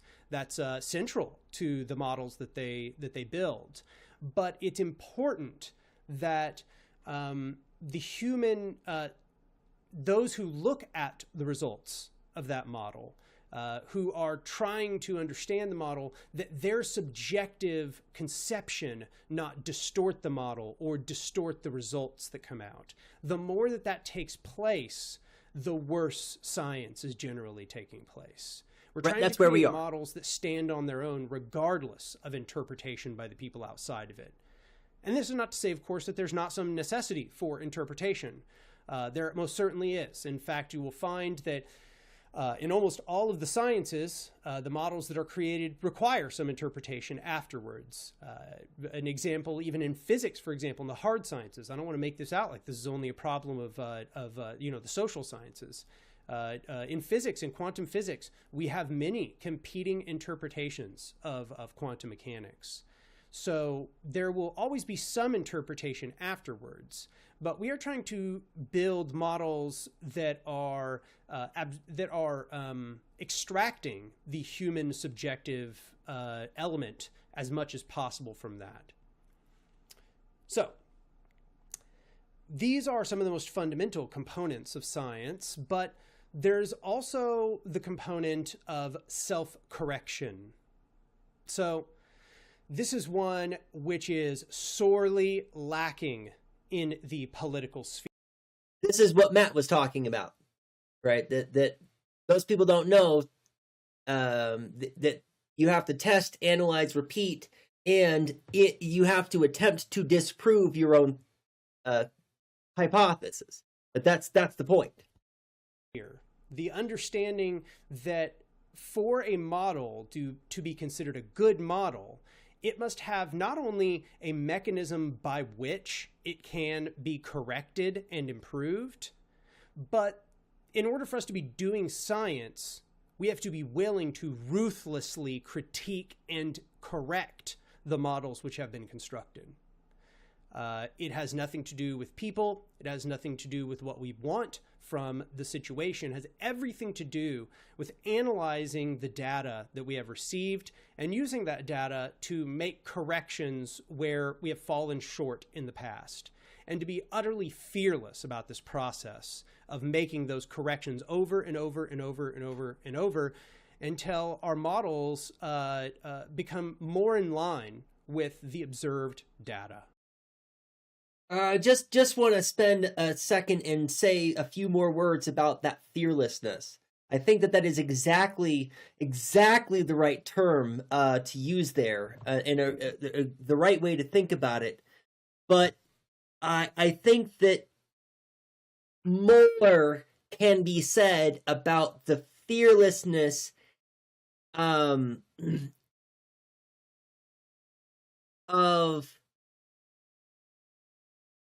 not getting caught up in ego, right? And this is Anarch. We watched another video where how the ego interferes with not just problem solving. The ego interferes with our ability to understand the world in general, right? And that's I think that fearlessness is perfect, fits, is exactly the right way to phrase this.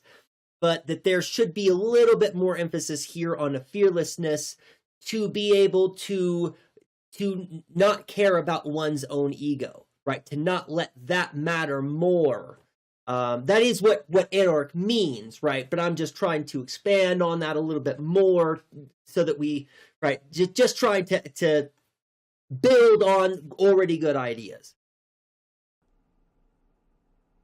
So, already spent at least a third of the runtime of this video talking, just kind of laying in this foundation for how the scientific methodology actually functions. And part of the reason I want to do that is because I find that this approach is woefully lacking in most leftist approaches. And I find that it is especially lacking in the authoritarian approach, which essentially jettisons almost everything that I just said.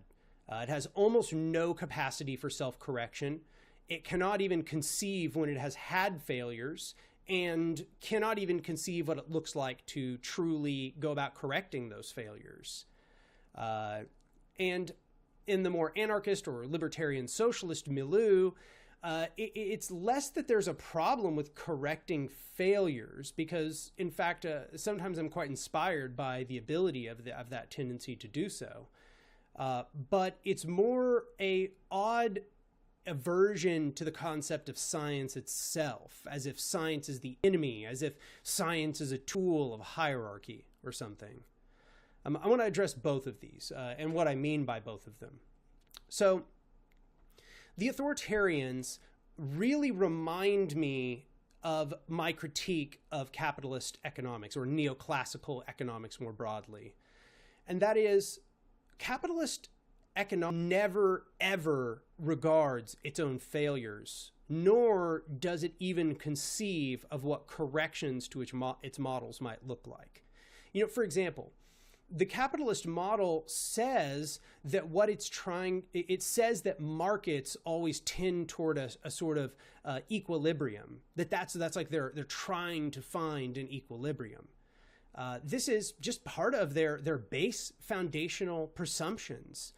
Yet we can see in reality that is absolutely false, that is just not true at all, that in fact they go through repetitive boom-bust cycles over and over and over and over and over. This is actually one of the things that led me away from a more naive liberalism when I was younger, was recognizing that this market stability doesn't exist, that it's continually blowing up over and over. And I had to start searching for the answers as to why that was the case. And the answers as to why that was the case all led me to very anti-capitalist conclusions. But the capitalists can't accept that, because capitalist economists are not really practicing science. Science would require them to accept that their capitalist economics are what are leading to the instability seen within this economic system. And of course, this is a foundational critique that goes all the way back to the foundations of leftism, and can be especially found within the substance of critiques about overproduction crises that you will see in a lot of early socialist and radical left literature in general. So this same thing is happening with the authoritarians. The authoritarians have made a thesis about how revolution is supposed to be carried out and how we are supposed to move closer to socialism or communism or really just a more liberatory society in general. Yet in practice, we can see that their method has made zero progress in this direction. In fact, it seems to move overall in the long term towards just a sort of bourgeois capitalism. At first, it may go through a transitionary period of like state capitalism, where you just nationalize a ton of industry and all that, but it eventually ends up just degrading back into liberal capitalism. And this is, if they were being good scientists, they would recognize that this is a flaw in their model.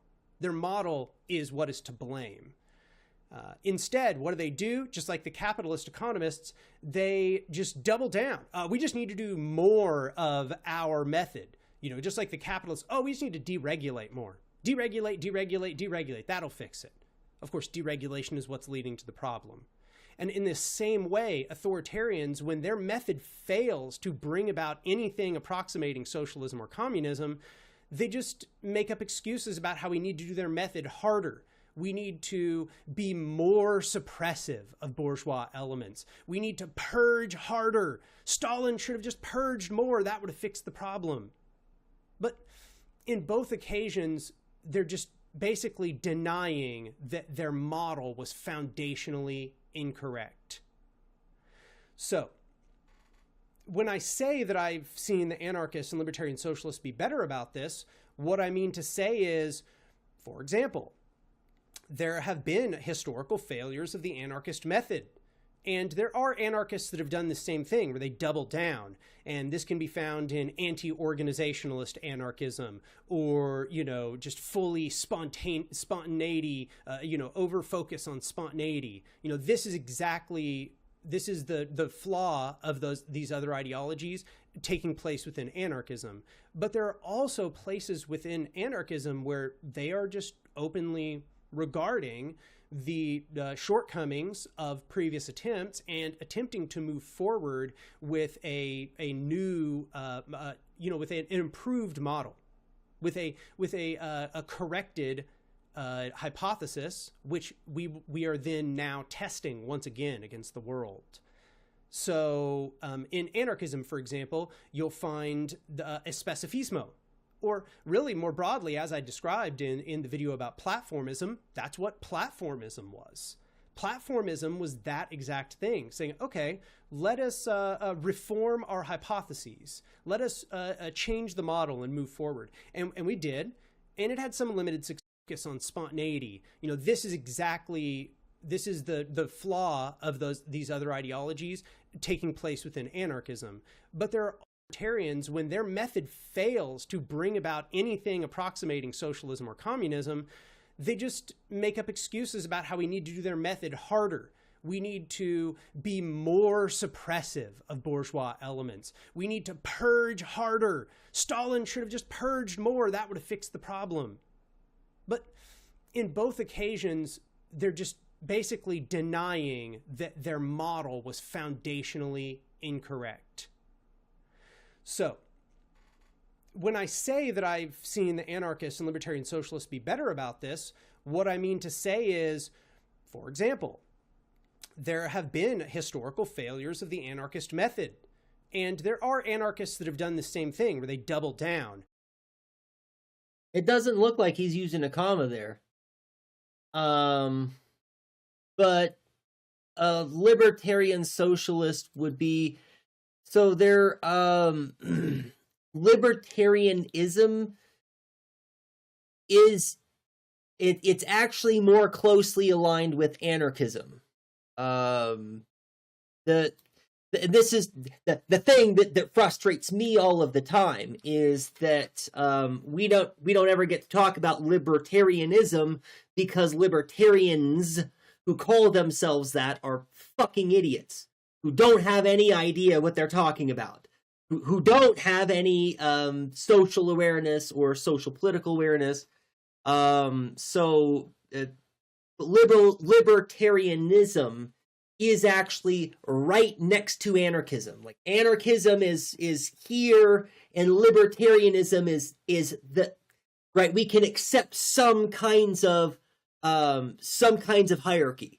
Right. Anarchism, we can accept no kinds of hierarchy. Libertarianism goes, well, we can accept some kinds of state authority, or we can accept judges, or we can have people that pave our roads and our firefighters, and those are kinds of authorities that are established and formalized. But that's it, right? So there is a libertarian socialism that's actually left. That's a real leftist position. Libertarian Party is just gaslighting for Nazis. Yes, yeah, and that's the distinction. Is anti-authoritarian socialism? Okay, yeah, libertarian socialism is anti-authoritarian socialism. Right.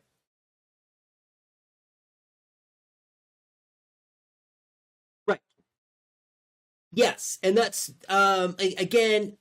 We can have firefighters. We can have a state apparatus that is in charge of taking care of the roads and paving the roads. We can have a state apparatus that's in charge of maintaining the waterways.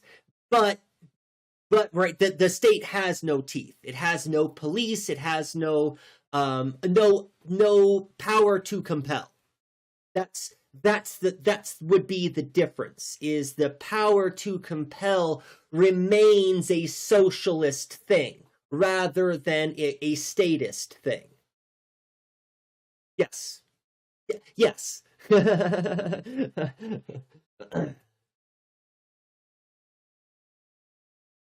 And this can be found in anti-organizationalist anarchism, or, you know, just fully spontaneity, you know, over focus on spontaneity.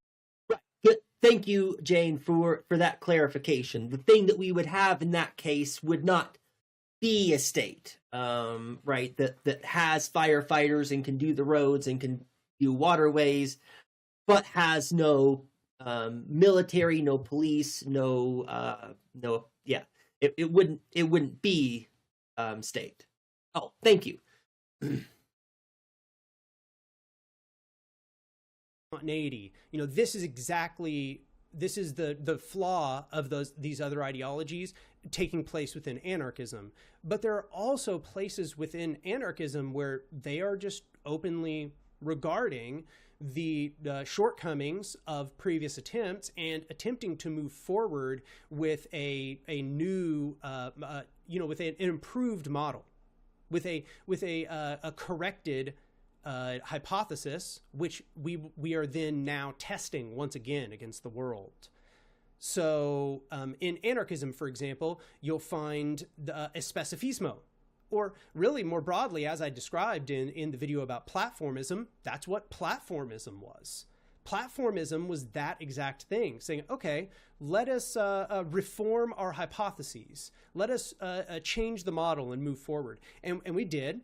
And it had some limited success, but now we're seeing that, you know, it was even further improved. It was even further adjusted in especificismo. In especificismo, now we see a highly advanced model that has highly advanced critiques of those very mistakes of past anarchists. So we can see that there are some tendencies that move towards an actual scientific self-correction. Might I add, I think that Bookchin and social ecological thought in general offers us an enormous number of corrections about economic reductionism, the need to bring back an ecological conception, a return to the sort of land and freedom foundations of anarchism. These things they represent actual sober-minded scientific approach to the revolutionary project. And I think that's extremely important. So I could go on about that in much more length. I certainly will go on about that in more length in other videos. This one I think is probably not the right place for me to go on a long ramble about that. But I would like to also get around to this conception that, you know, science is the enemy, or science is this sort of like high modernist delusion, you know, that it's the imposition of hierarchical, you know, law thinking mentality on the movement. I mean, I'll just summarily say I think that's a nonsense perspective that literally has no place in the movement. It is utterly false. It has absolutely zero connection to real scientific practice, and it really, I think, stifles us in an extremely significant way. It holds us back as a movement. I think that we should in fact see it quite the opposite. Science is not neutral. That's not what I'm trying to say. Science is not neutral. Science can not only develop tools which are just summarily negative, which are just bad. The atom bomb, for example, is just summarily bad. We don't need atom bombs. We shouldn't want them in existence. But science as a methodology should just be understood as a tool. Should be understood as a tool that has strengths and limitations. And we need to conceive not only how we can use those methodological tools of science to improve our own movement in order to, in a sober-minded fashion, accord our methods to the way that reality actually works, but we also need to take into account the advancement of the sciences. It is very important that we are not acting real quick, I wanted to bring up a conversation that we had a while ago about tools. Right there, there is some. I wouldn't say that the attitude that he was describing is completely absurd or baseless. I think that his critique of that attitude is correct, more or less, but there is something to be said about the tools of the master, right? We are not going to be able to dismantle the master's house using the tools of the master, kind of thing. But to add clarity to what I mean about this, science itself is not necessarily a tool of oppression or a tool of capitalism. It has been used in both ways, but it doesn't necessarily have to be. Now, when we talk about economics, economics is a tool of the master, right? Care about it. It would behoove us as materially minded leftists to be aware of that and how it works and to have an understanding of it. But we should not believe that we can use economic understandings to dismantle capitalism.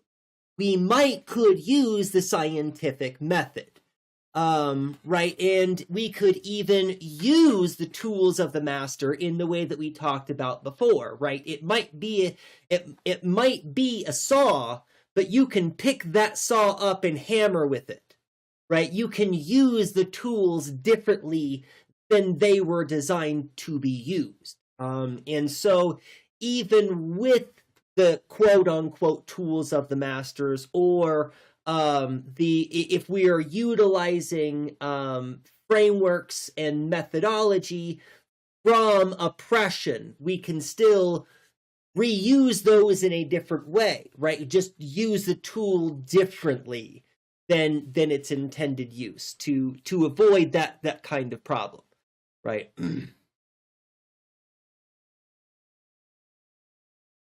Against what has resulted from scientific inspection. And I don't really have any particular examples here. As I said, I don't think that generally the left is too bad about science denialism. I haven't seen that a whole lot. I've seen it every once in a while, but it's not really like a big problem. It's more that there is this weird aversion to using the advancements of science, an aversion to studying science or understanding its methods, which I just find highly absurd. I think is damaging. It distances us I from agree reality. With that take. Completely. Science has proven to be the most successful epistemology in sussing out how the universe works.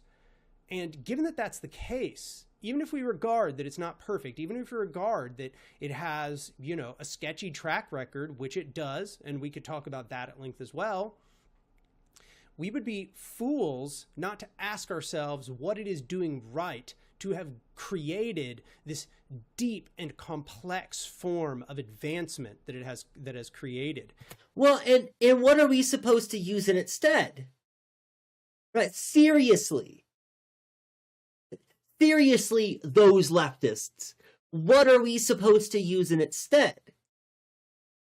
Right, a rejection of science, I understand to mean that we also reject basic cause and effect relationships, right? Like a complete reject. It just, I get that there are people out there.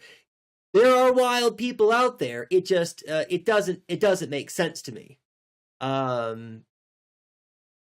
But then what do we appeal? If we can't use science or the scientific method, it just. And might I add that it has done it under all sorts of different societies. It has done it under societies with extreme state suppression, under patronage systems. It has done it under societies where there was no patronage, where scientists were doing this completely in their basements, writing on pieces of paper and publishing them in journals in other nations, and so on. Science has survived through being a highly decentralized discipline, a discipline which actually truly does seem to respect the contribution of people from many different walks of life. I think that we are in a time where science does that very poorly. I think that this is actually not a good time for that aspect of science. I think that our gatekeeping of science in the modern day is in some ways the worst that it has ever been, and in other ways is better. For example, there is more racial and gender diversity within the sciences today than there ever has been in the past. But there is a huge amount of gatekeeping through state and corporate entities that was really not nearly as much of a problem in the past. And there are a lot of reasons for that. Part of it being that the cost of very sophisticated experiments to probe more complex things has escalated more and more and more over time. But also people have been discouraged from studying science and becoming engaged with it. They've been told that it belongs to the ivory tower, that it doesn't belong to the people. And I think that's kind of how I would like to wrap this up. I think that we need to discover a conception of science that brings it back to what I would say are kind of its fundamentally horizontalist roots. It is a methodology that benefits most from an enormous diversity and complexity of different models being offered, being created, being brought to the fore, producing predictions of novel phenomena, being compared against one another, and subjecting themselves to brutal criticism and willingness to self-correct. And I think that is highly anarchistic. I think that's highly horizontalist. I think that lends itself to a more libertarian distribution of power. I think that it is just such a powerful methodology that it has been obviously appropriated and utilized by hierarchical power structures for their needs, because that is how powerful it is. It is so powerful that they want to use it. They must use it if they are going to keep their power. So what I want to say is, we need to focus not on rejecting science as some sort of product of hierarchy. Absolutely not. It does not have its roots in that to begin with. But we also need to discover our own conception of science, a sort of libertarian conception of science. That involves a lot of things. That involves removing paywalls on information that has been derived from current scientific experiments. That means making scientific education more broadly available to a larger group of people. That means removing the barriers to entry into institutions which exist, which can educate people on the sciences. There are a variety of, I guess you might say, praxises which can bring this about. And I think many of them are most fit to be carried out by people who are currently in the sciences, by graduate students, by people at the doctorate level. I think that I won't pretend to be an expert on how this should be done, but I definitely think that there are vectors for the radicalization of science and the bringing of scientific knowledge to mass groups of people, and the creation of as there used to be, a vast array of citizen scientists, not just professionals, but people who simply do science for the love of it, who conduct these experiments because they are interested in the knowledge, and finding ways to also subject that knowledge to peer review and to disseminate that knowledge to broader groups of people. So I just wanted to have that talk about science and kind of just where I stand more broadly on this subject. There's so much more that could be said about it. I barely even scratched the surface. I mean, maybe all I did was scratch the surface in this video. But I hope that gives you some things to think about. And obviously, if you want to talk with me about the subject in the comments, I'm going to be very willing to engage with you on this topic. Good. I think that there's a lot of great truths in that video. Thank you for sharing it, Jane. Because there was, I need some kind of ding sound, because there's an awful lot of stuff there, that I really did agree with. And really the only times that I had any kind of pushback, it was pretty inane stuff. Right? I think that there is some argument for some aspects of science to be tools of the master, right? But I think that Anarch is completely correct in that doesn't warrant a wholesale rejection of science or the scientific method at all. Because again, then what do we use instead, right? What's your alternative to the scientific method? Because whatever it is not going to be. It's not going to be better. So yeah, that's me though. I'm pedantic. I'm a hair splitter, right? Anarch didn't say anything wrong. There were things that I felt needed some elucidation. Is really all. But yes. But that's me in a nutshell. All right, this is a good video. I'll probably go back and watch this one again. I like to watch Anarch stuff. I like things. I like to view things twice usually, at least twice. But I'm pretty sure I'm ready to wrap it up here at this point. It wasn't an especially long stream. Went a little long, but not really. Back to the channel. Oh, that closes. That doesn't. That's wasted the time. Mute that tab because it's going to be loud for no good reason. And it doesn't matter. Anyways, good.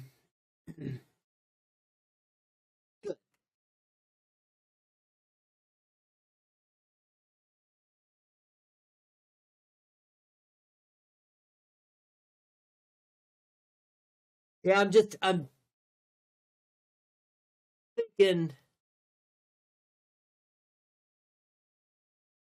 thinking it might actually. Well, we'll see.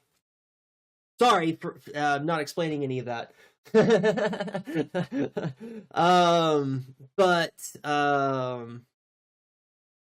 I'm thinking is I'm probably going to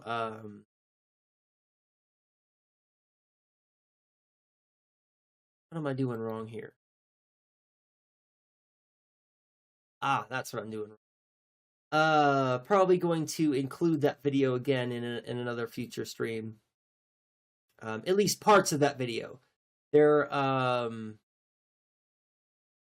lots of really fantastic parts of that video that really there's a lot more I could go back and say stuff about. But let me find us a raid target. Let's go find who is online.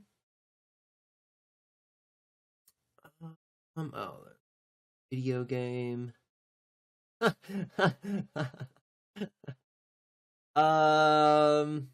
not a bad idea.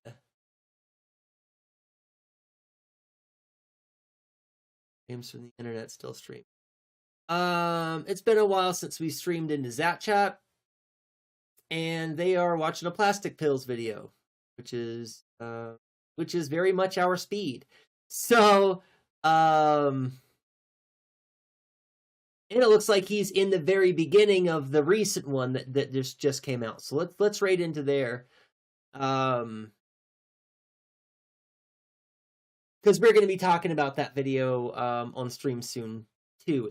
It's really very good. If that's the new one, you might be watching a different Plastic Pills video. Actually, now that I look at it, Plastic Pills isn't wearing the same stuff as in the new video, so it's an older one. But it's Plastic Pills, so it's still going to be good. Thank you all so much for being here. Thank you for all of your contributions. Thank you, Jane, for all of the reminders so that I can remember to go live on YouTube and to make the announcements in Discord. And for being here with that 25 watch streak. That's pretty fantastic. Thank you, Matt, for always hanging out and being willing to hang on to the sword just in case somebody comes in and causes some trouble. Kamatara, thank you so much. Keep writing those articles. Wizard's Bread Book. Please come back and explain more stuff to me about stuff that I supposedly already know about. So it was just a fantastic conversation all around from everyone. So thank